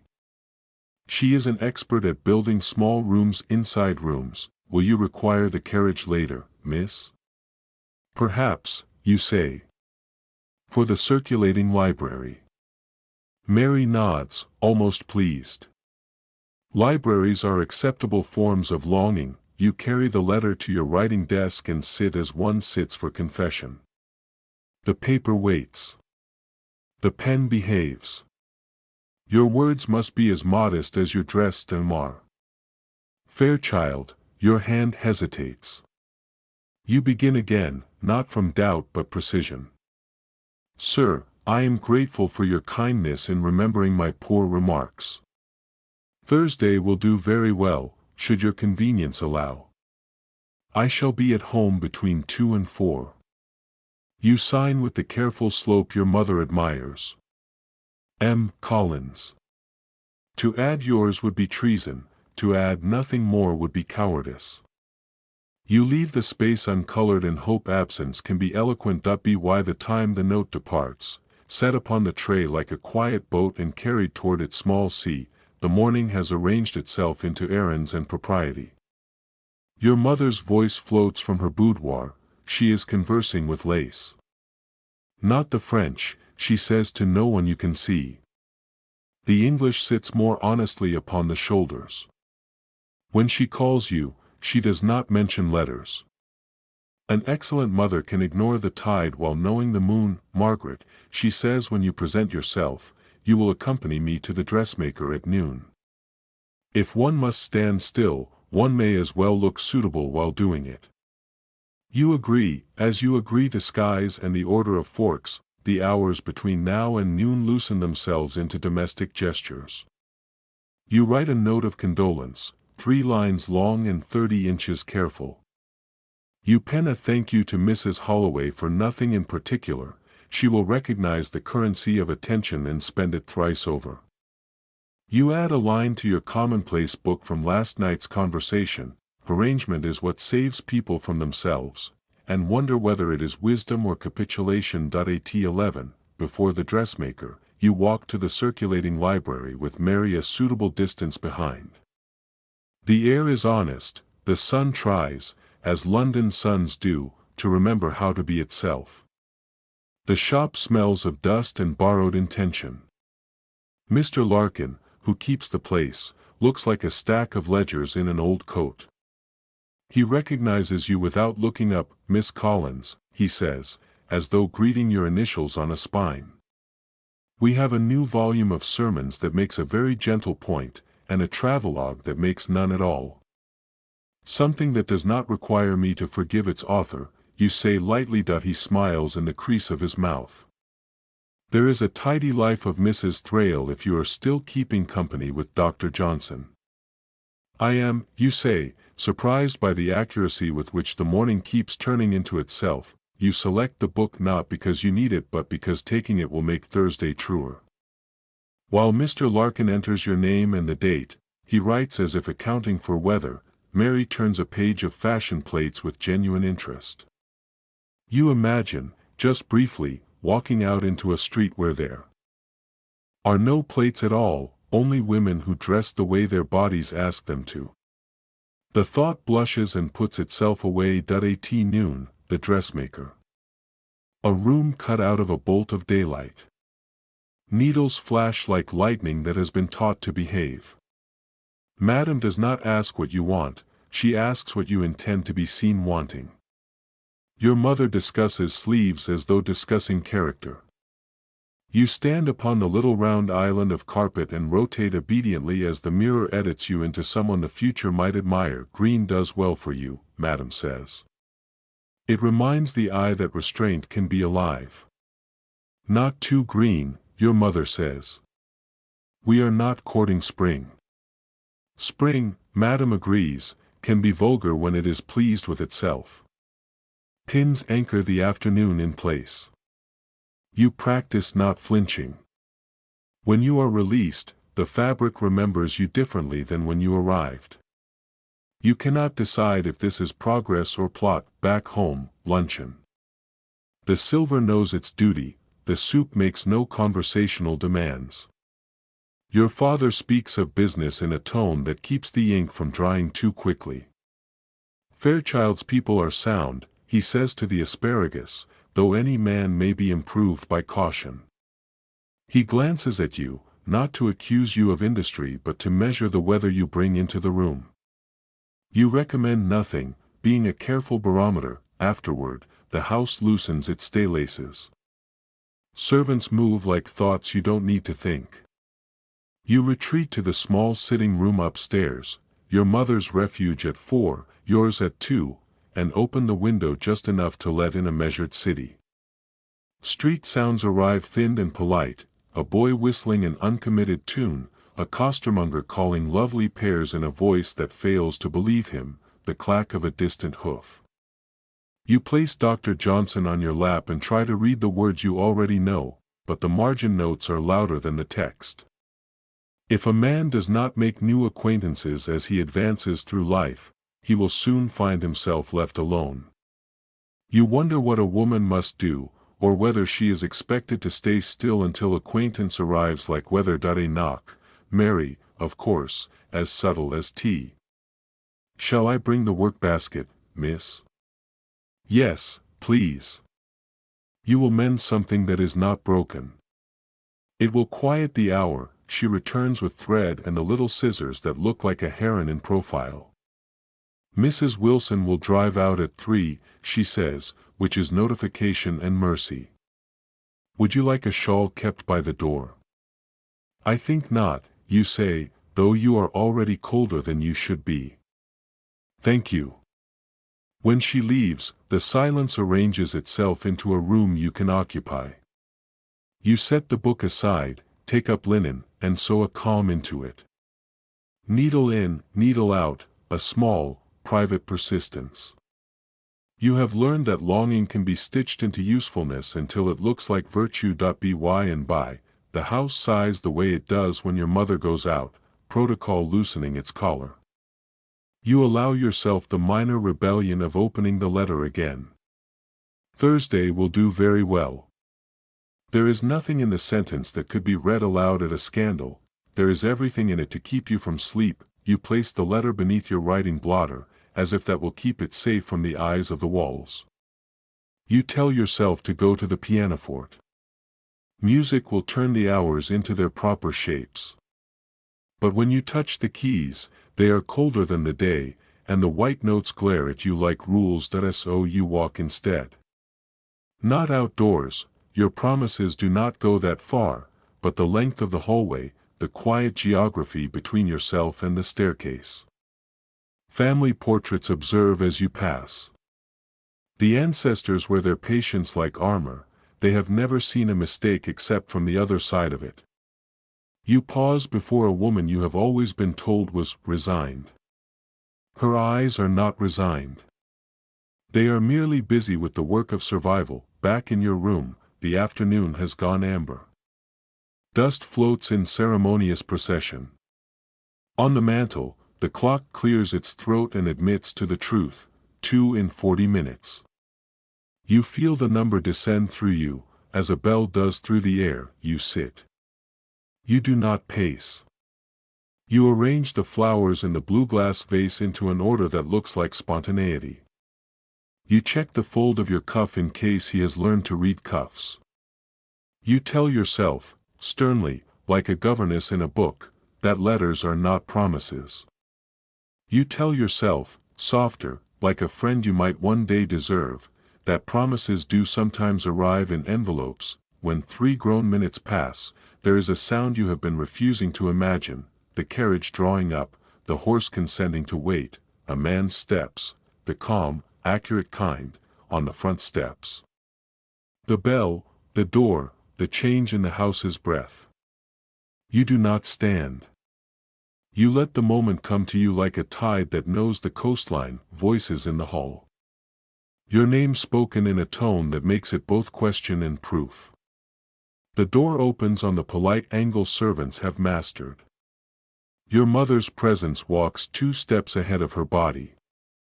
She is composed, she is pleased, she is the weather in which this must happen. Mr. Fairchild, she says, allowing the room to shape itself around him.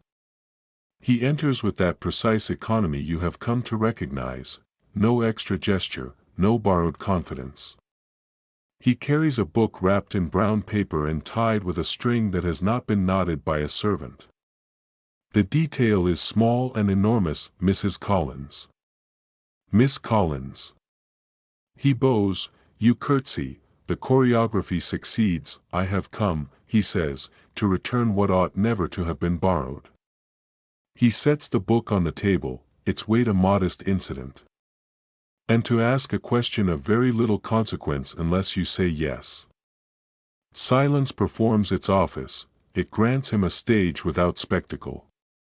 Your mother seats herself with a serenity that includes vigilance. You incline your head, the smallest, bravest invitation. There is a lecture at the Royal Institution this Friday, he says, on the matter of sound, how vibration arranges air into obedience. If it would not trouble you, might I be permitted to accompany you and Mrs. Collins? I am told it is instructive without being unmusical. You feel the request the way one feels music, first in the body, then in the mind. The phrase arranges air into obedience touches the invisible place where you live. Your mother approves of science when it remembers to be tidy. She approves of Mr. Fairchild when he remembers to be exactly himself. That would be agreeable, she says. Friday at 7. Thank you, he answers, and the word is almost a bow. Conversation finds its rails and runs household distances, health, weather, the scandal that is not spoken of because it has been spoken of enough elsewhere. He admires nothing ostentatiously, he agrees with nothing too quickly. You speak little and intend much. Once, when your mother is drawn into an anecdote about apricot preserves and the French, he glances at the flowers you have arranged and studies them with the kind of attention that turns observation into respect. At a suitable interval, he rises. He will not be the man who overstays. Thursday, he says softly, acknowledging both the letter and the hour you are now inhabiting. Thursday, you echo, allowing the syllables to belong to both of you. When he is gone, the air takes a moment to remember how to be only air. Your mother looks at you with a satisfaction she is careful to limit. A pleasant call, she says.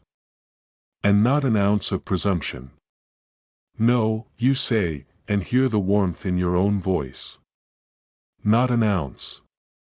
Later, after tea, after the work-basket has said all it can say, after the house accepts evening like a shawl, you return to your desk. You do not write to him, you write around him. A line in your commonplace book, longing is the discipline of the unreckless heart. You do not know if it is true, only that it is tidy enough to permit sleep. Before you lie down, you open the window an inch.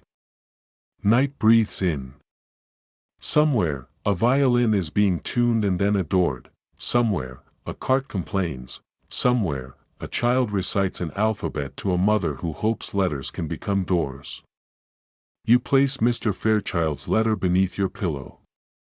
It is superstition only if you are caught, you close your eyes. The city arranges itself into quieter shapes.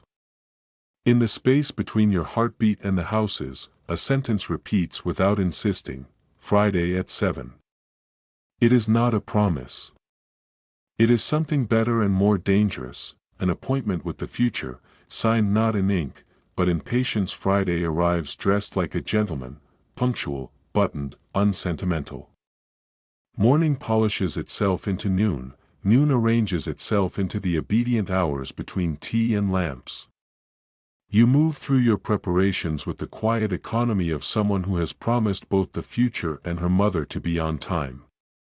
There is nothing exceptional in the air and yet everything is listening. Your mother selects dove-gray silk for herself, authority made gentle, and for you the green that remembers restraint can be alive. Not the lace cuff, she says, considering your wrist the way a jeweler considers light. A plain hem admits more intelligence. You accept the verdict. The room's mirrors approve in silence. At 7:15, the street wears the color of pewter and breath. The carriage waits like a sentence that intends a period.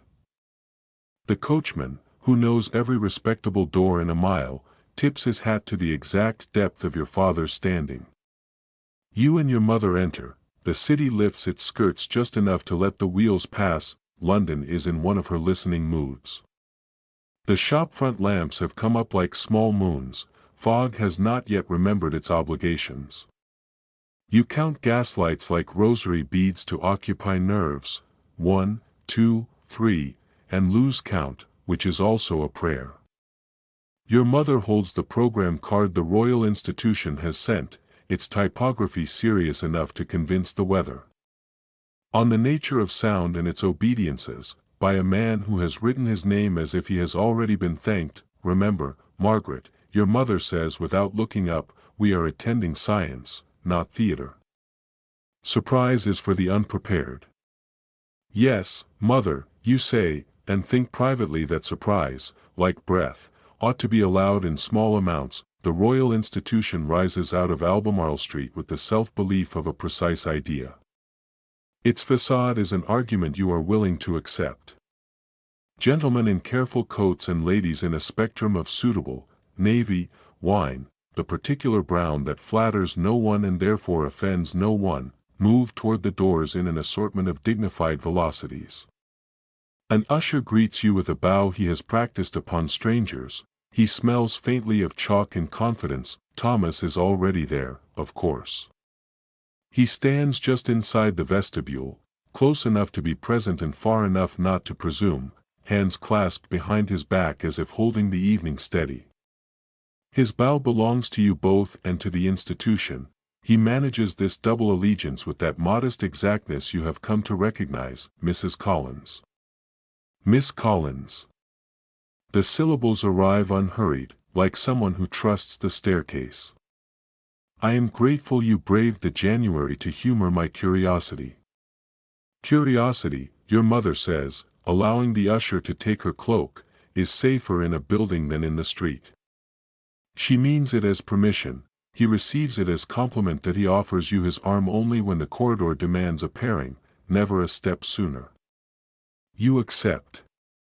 The matter-of-factness of his sleeve beneath your fingers steadies something that has been pretending not to need it. The hall opens wide as an invitation that will later call itself history, rows of benches nailed into civility, a lectern that knows its duty, a table fitted up with glass and brass, the glittering impedimenta of demonstration. Your party is seated 3 rows back, left of center, the social geometry that allows you to be noticed without appearing to intend it. To your right, a young couple whispers the names of instruments the way children whisper cake flavors. To your left sits a gentleman whose side whiskers are more ambitious than his posture. And 2 rows ahead, tilted at an angle calculated to maximize chance encounter, you identify the profile of Emma Parker. She has chosen plum satin and a ribbon daring enough to pretend it is not. Her mother's bonnet rests on the bench behind like a polite chaperone who can hear through straw. Emma turns, as if drawn by a string that begins at the back of your neck. Her smile is a performance of graciousness, its footlights are bright. "Miss Collins," she says in a breath calibrated for 2 rows, "Mr. Fairchild." The last name is set like a tiny diamond at the end of a sentence. "Miss Parker," Thomas replies, bowing from his seat because standing would be a spectacle. "What a fortunate evening to meet instruction." "Fortunate indeed," she agrees, gaze flicking to the place where your gloved fingers rest upon his sleeve. "I do so admire obedience." The word arrives sugared and sharp. She turns back as the murmurs of the hall fold over themselves. The lecturer ascends exactly at the hour, a man whose hair has elected to believe in electricity before its time. He brings with him the air of corridors and arguments. His hands are the kind that make a table nervous. The audience quiets in that elegant, British manner. Noise is embarrassed into retreat. He begins without flourish, because the facts intend to be their own theater. "Ladies and gentlemen," he says, "we gather tonight to make the invisible admit its shape." The sentence finds a chair in you and sits. Sound, as you know, is not a thing but an arrangement, of air, of expectation. We shall persuade it to show itself. Glass appears, tubes and bells, a row of tuning forks that look like small, severe cutlery. He strikes one. The fork sings a note that feels like a pin entering fabric. He brings it near a candle flame, the flame nods, once, twice, in visible agreement.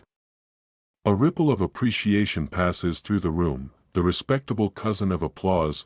Thomas leans just far enough to make conversation a private geography. "Obediences," he murmurs, echoing the program. "Arranged air. And people are mostly arranged air with polite shoes," you answer, before you remember to temper your wit. He does not laugh. He looks, as if you've told him the location of a bird. The lecture proceeds, the invisible revealed by the patient coaxing of glass and measured breath. Sand shaken across a metal plate arranges itself into patterns, delicate stars, honeycombs, unexpected geometries, when a violin bow draws a single pure tone along the plate's edge. The room leans forward as one organism while order flowers out of trembling. The lecturer explains the mathematics. "You hear the hum of a truth you cannot name. Observe," he says, adjusting a device that resembles a modest organ crossed with a spyglass, "how vibration translates itself into portrait." He holds up a strip of soot-blackened paper, passes a thread through a flame so that it sings, and the smoke inscribes a line that twists and regularizes into beauty. The voice can be persuaded to keep a diary. The air, made faithful, will confess. You feel Thomas's attention move, not toward the instrument but toward you, the way one senses sunlight shift on the skin. "Does that comfort you?" he asks softly. "That a voice can be proved?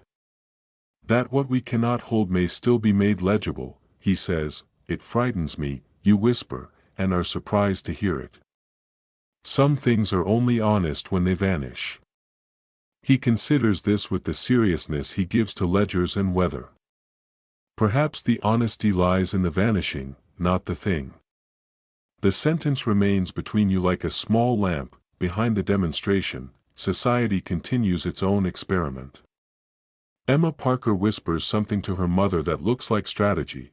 Your mother watches knowledge with an expression that reserves the right to like it. The side-whiskered gentleman has fallen in love with the concept of resonance and will likely propose to it. Somewhere to the right, a giggle escapes, then remembers itself. Midway through, the lecturer requests silence of a kind quite beyond the ordinary and invites a tenor from the gallery to release a single note into the hall. The man stands, hesitant, then obedient, and opens his mouth. The sound, pure as unadorned milk, finds the room's ribs and climbs. A glass bell on the table trembles, then sings in sympathetic agreement without ever being touched. Particles, unseen and yet perfectly social, carry allegiance across space. You swallow before you remember not to. Sympathy, the lecturer says, eyes bright, is physics before it is kindness. The audience rewards him with the brief, delicious hum of being clever together. During the interval, 10 minutes officially dedicated to rearranging skirts and opinions, the hall becomes a ballroom of restrained migration. Thomas secures for your mother a glass of lemonade with the exact sugar it requested. For you, nothing, because you have learned to drink air when necessary. Emma arrives with the weather of coincidence. Isn't it marvelous, she offers, how the slightest stroke can compel order. One sees such possibilities for the household. Provided one has a steady hand, your mother returns, smiling like a line drawn with a good pen. Emma laughs properly. And steady servants. Her gaze returns to you. Do you sing, Miss Collins? I always think those who play must be tempted. I am tempted to silence, you say, which satisfies etiquette and yourself, but silence has so little future, Emma replies, lightly. One must speak if one wishes to be recorded. She nods in the direction of the soot paper machines, where ladies now practice leaving delicate signatures in smoke. Thomas inclines to Emma with the careful generosity he gives all precarious bridges. I confess, he says, I prefer music that is reluctant to prove itself. Emma's smile tightens, no more than a ribbon. Ah. Then you prefer mystery to marriage. Miss Parker, he answers, and for a heartbeat his tone has a gravity you have not yet heard in public. I admire arrangements that are true enough to be private. It is not a rebuke, it is a line drawn in the ash. Emma recognizes it. She retreats a half step into charm. How admirable, she says, and the interval ends on CUE.in the second half. The lecturer grows ambitious. He demonstrates the breaking of a glass by tone, not his voice, which would be theater, but a tuning fork whose pitch has been sharpened by patient filing. He warns the front benches and strikes. The sound is not loud, only exact. The goblet shivers, trembles, and yields into a bright-tongued ruin. The room sighs, then gathers itself. Even destruction is elegant when prefaced by a footnote. Attention, the lecturer says, and you cannot tell whether he means the goblet or the audience, is the difference between music and accident. You think of Lord Barrington's practiced voice and the way a room tightens around it. You think of Thomas's restraint, which feels like a note that refuses the wrong resonance. You think of your own heart, which has been learning the etiquette of listening. The thoughts arrive in order and leave you a little breathless. The lecture concludes with gratitude and a demonstration of clad knee figures that bloom like winter flowers and disappear with the brush of a sleeve. Applause is respectable and sufficient. People rise as if moved by a conductor no one sees. Coats assemble upon shoulders, hats locate owners, promises for future Wednesdays are exchanged like visiting cards. On the steps, the night has remembered fog in a minor key. Carnations of breath open before each mouth and die without scandal. Thomas offers your mother his arm for the descent and offers you a steadying hand to the rail when your skirt disapproves of stairs. Thank you, you say, too softly for the street, and he absorbs the word as if words are nutrition. At the foot of the steps, a small interruption arranges itself. Lord Barrington, polished to an argument, speaking to Mr. Dalton about an Italian singer who prefers applause to the right key. He turns at the exact moment courtesy requires him to notice you. Mrs. Collins. Miss Collins. Mr. Fairchild. His bow is curatorial. A fortunate evening. So agreeable when London decides to be clever. Cleverness is a fragile guest, your mother answers. We try not to burden it. Barrington smiles as though your mother is a delightful dessert he cannot order. Miss Collins, he says, I trust the experiments did not startle. Young ladies often prefer proofs that do not shatter. On the contrary, you reply, before caution can tidy you, I found the broken glass the most instructive. It is useful to know exactly what one will not endure.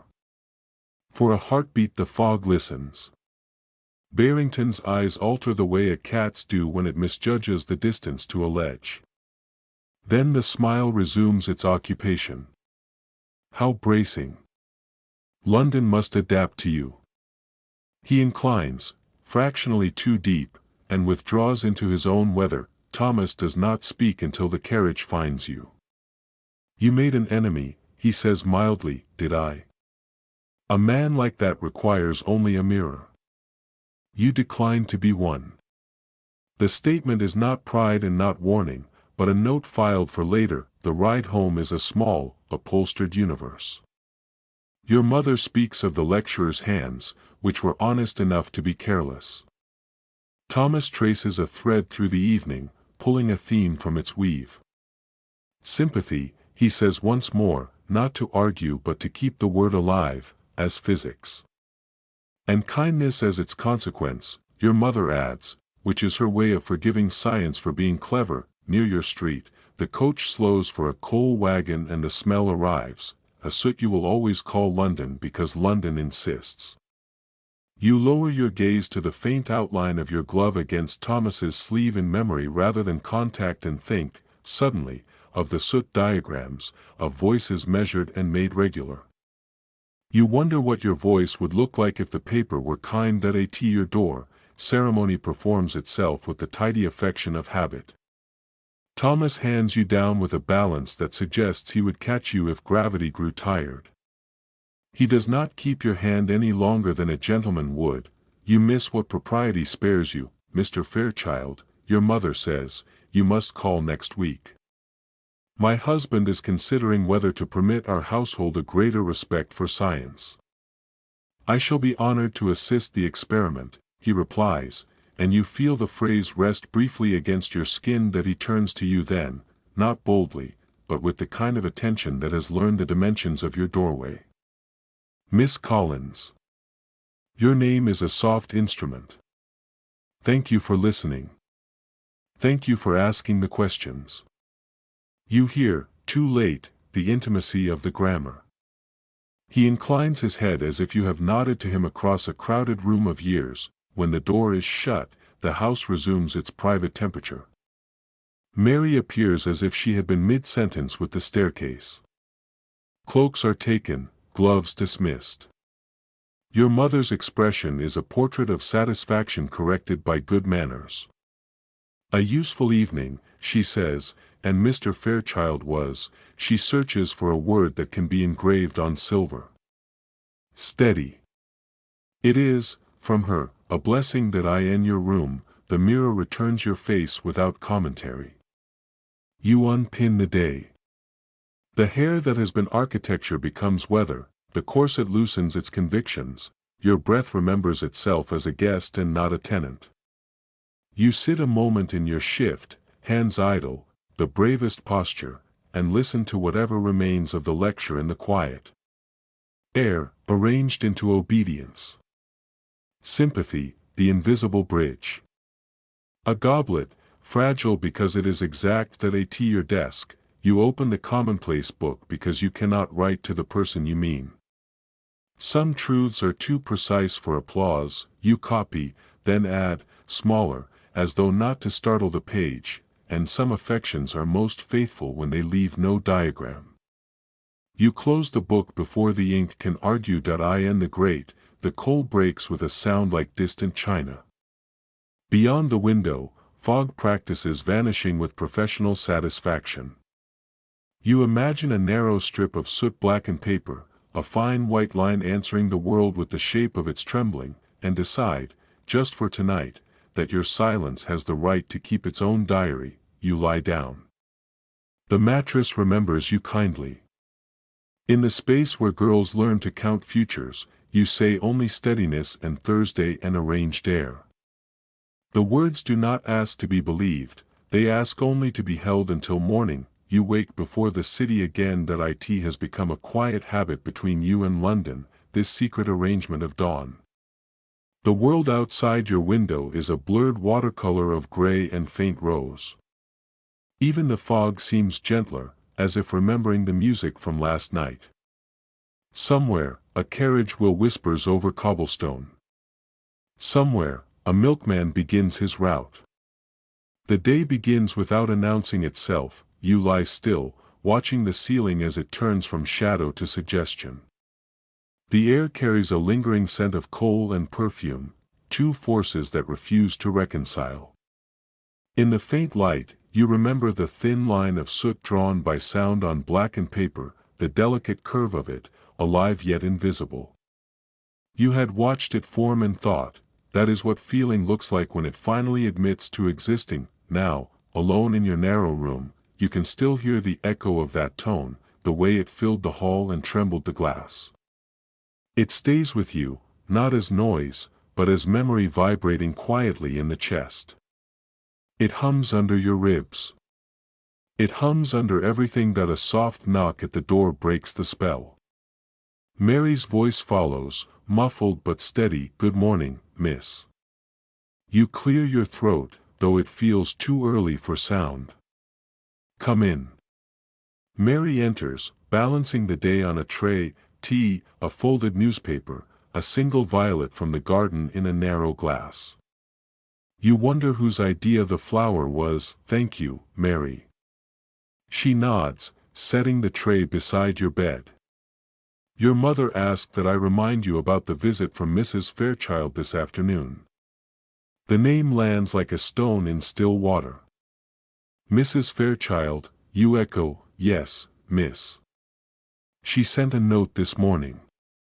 Said she would call after luncheon." "So soon?" A call from the mother, not the son. Formality hiding curiosity, perhaps. You murmur a polite acknowledgement and reach for your cup. Mary lingers, her hands folded before her apron. "You looked lovely last night," she says after a pause, almost shyly. "Everyone said so." You look up, surprised by the warmth in her tone. "Did they?" "Well," she says, lowering her gaze, "the kitchen staff hears things, miss. Mr. Fairchild was said to be very attentive. Some think," she stops herself, realizing she's gone too far. You smile faintly. "It's all right, Mary. People always think." "Yes, miss," she says, flushing. "Still, it was nice to see you smile."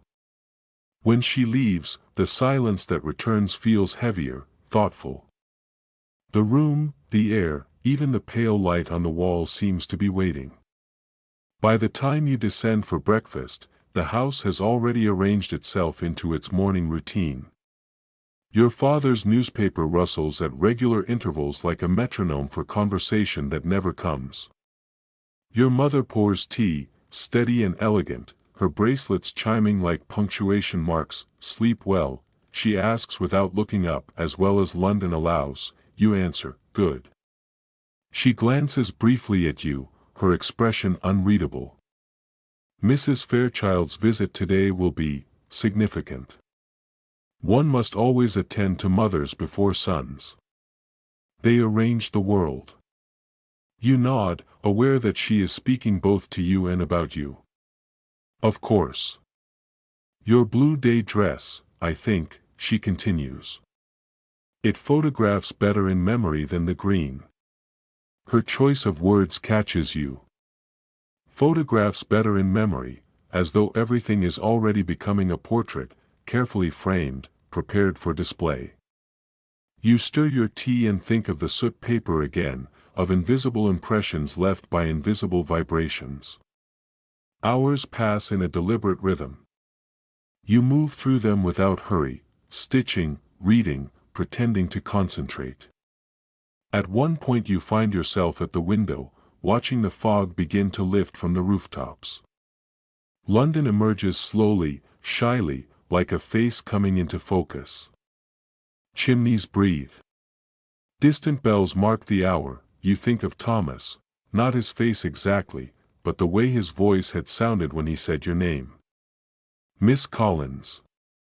A measured note, soft at the edges.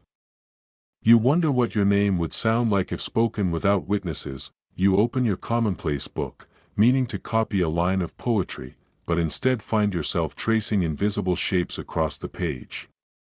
Patterns like those from the sand table at the lecture, impossible geometries formed by vibration and chance.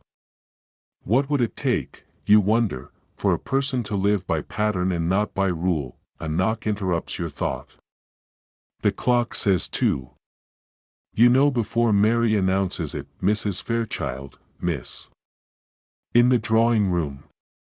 You rise, smoothing your skirts, arranging your composure like a ribbon. Mrs. Fairchild stands by the fireplace when you enter, a portrait of elegance aged into certainty. Her gown is of deep plum silk, understated but expensive, her gloves pale and immaculate. She smiles the way one smiles when aware of being studied. Miss Collins, she says warmly. I hope I am not intruding. Not at all, Mrs. Fairchild. It's a pleasure to see you. She gestures for you to sit. I wanted to thank you for your company last evening. The lecture was enlightening. Indeed, you reply. I found it unexpectedly beautiful.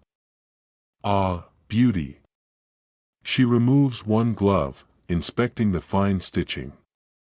My son has always admired intelligence wrapped in grace. You manage both, it seems. You feel the compliment settle between you, polite but purposeful. That's kind of you to say. Not kindness, observation, she corrects lightly. Thomas spoke of you this morning. Your heartbeat becomes a quiet percussion beneath your ribs. Did he? Of course. He was most impressed by your conversation. He said you listen as if silence were a craft. You don't trust your voice immediately. I value silence. As do I, she says. It separates the vulgar from the refined. She studies you for a moment longer, eyes sharp but not unkind. Tell me, Miss Collins, do you play often? Every day, you say. Sometimes only for myself. A valuable habit, she says approvingly. Music disciplines the heart. Her tone shifts then, softening. I hope you understand that our family holds tradition dear. We have always believed that character is quieter than conversation. I understand, you reply, meeting her gaze steadily. Mrs. Fairchild smiles, satisfied. Good. Then I expect we shall see you again soon. Perhaps at our Sunday dinner. Thomas will write formally, of course. She stands, extending her hand. You take it lightly. Her palm is cool, the pressure precise. It was lovely to see you, Mrs. Fairchild. And you, my dear. When she leaves, the air in the drawing room feels altered, less air, more equation. You exhale, realizing you've been holding your breath through the entire conversation. Underscore that evening, twilight comes early, as it does in winter. The lamps burn soft halos in the windows, their light swallowed by fog. You sit at your desk again, the soot-colored paper spread before you. The violet from Mary's tray lies wilted beside your pen. You begin a letter, not to anyone in particular, but because silence needs form. Dear you, whoever you are, when I think of you, the city hums tonight as if still remembering the lecture. The sound that broke the glass still rings somewhere above the streets. It is strange, how beauty and ruin arrive in the same breath. You stop, uncertain whether the words are yours or borrowed from the air. You set the pen aside, folding the paper though it carries no message. Downstairs, a piano note drifts upward. Your mother must be playing, one of her slow, precise waltzes that never dances. The sound finds you, fills the room with something unspoken. You think of Thomas again, not the man, but the pattern he leaves in your thoughts. the resonance that refuses to fade. The sound that stayed, you rise and move to the mirror. Your reflection meets you halfway, tired eyes, composed mouth. You study your own face the way scientists study glass, looking for cracks invisible to the world. The window trembles slightly in its frame. A wind has found its way up from the street. It presses against the glass like a question. You press your palm to it in answer. The cold shocks you into awareness. For a moment, you imagine what would happen if you stepped beyond the boundaries drawn around your life, the edges of propriety, expectation, arrangement. Would the world shatter like that glass under the tuning fork, or would it simply sing? You step back. The fog blurs your reflection until you no longer recognize it. The house is quiet again. The piano has stopped. In the silence, you hear only your own breath, soft and steady. You think of the lecturer's words, sympathy is physics before it is kindness. You wonder, if that is true, whether love is merely vibration, two souls finding the same frequency for an instant before the air grows still again. You close the curtains gently, trapping the night outside. The sound fades, but the feeling remains, humming low and constant under everything. When you finally lie down, the city has surrendered to sleep. The lamps blur into the fog until they look like stars that have forgotten their purpose. Somewhere, far off, a church bell tolls the hour. You whisper it to yourself, not as a prayer, not as hope, but as rhythm. 1, 2, 3, the counting slows, the hum settles, and the sound that stayed becomes silence once more. You wake to the softest kind of light, the kind that does not ask to be noticed. That it slips beneath the curtain like a secret too gentle to keep, landing across the coverlet in long, silver threads. London, too, seems quieter today. Even the sparrows on the sill are polite, chirping as if rehearsing a smaller happiness. You sit up slowly. The air carries the faint chill of an early spring that does not yet believe in itself. From somewhere downstairs comes the careful rhythm of the maid's footsteps, a tray being set, the rustle of a newspaper folded into purpose. The house is waking in its usual order, and yet everything feels slightly new, as if something small but decisive has turned in the machinery of the world. You pull your shawl tighter and stand by the window. The fog has retreated, roofs gleam damply in the pale sun, chimneys breathing soft ribbons of smoke. For the first time in weeks, you can see the street clearly, the baker's cart, the grocer's boy, the woman with her basket of violets. The sound of a bell rings from far away, rounded by distance and it feels like a day for beginning, though you cannot name what. On the writing desk lies a letter, your name on the front, written in the same restrained hand you have learned to recognize by the tilt of its vowels. The ink is darker this time, as though the words insisted on existing. The seal unbroken, the paper waiting. You look at it a long while before sitting down. The letter had arrived late yesterday, after the lamps were lit, delivered with a discretion your mother pretended not to see. You had carried it upstairs unopened, as though the act of holding it could suspend time. But this morning, time insists. You draw a breath and break the seal. Miss Collins, I hope you will forgive the liberty of writing again so soon. Our conversation at the institution has not left me. Indeed, it has grown louder in the silence since. I have thought often of the flame that trembled to the fork's tone, the obedience of air, the sympathy of distance. I believe there are silences between people that behave the same way, carrying meaning without sound. You have taught me that if you would allow it, I should very much like to call upon you and your family before I depart for Bristol on business. It is but a fortnight's absence, and yet I would rather leave the city with words properly spoken than carried only in imagination. Yours, T. Fairchild. The word yours lands softly, a sound you hear more than read.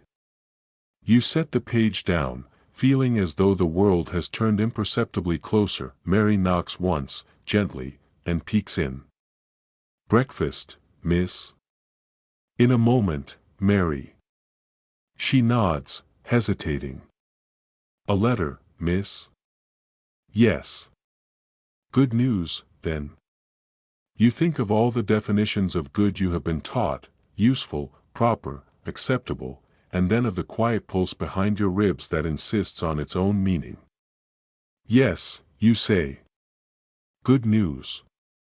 She smiles, simple and honest, and withdraws. You read the letter again, slower this time.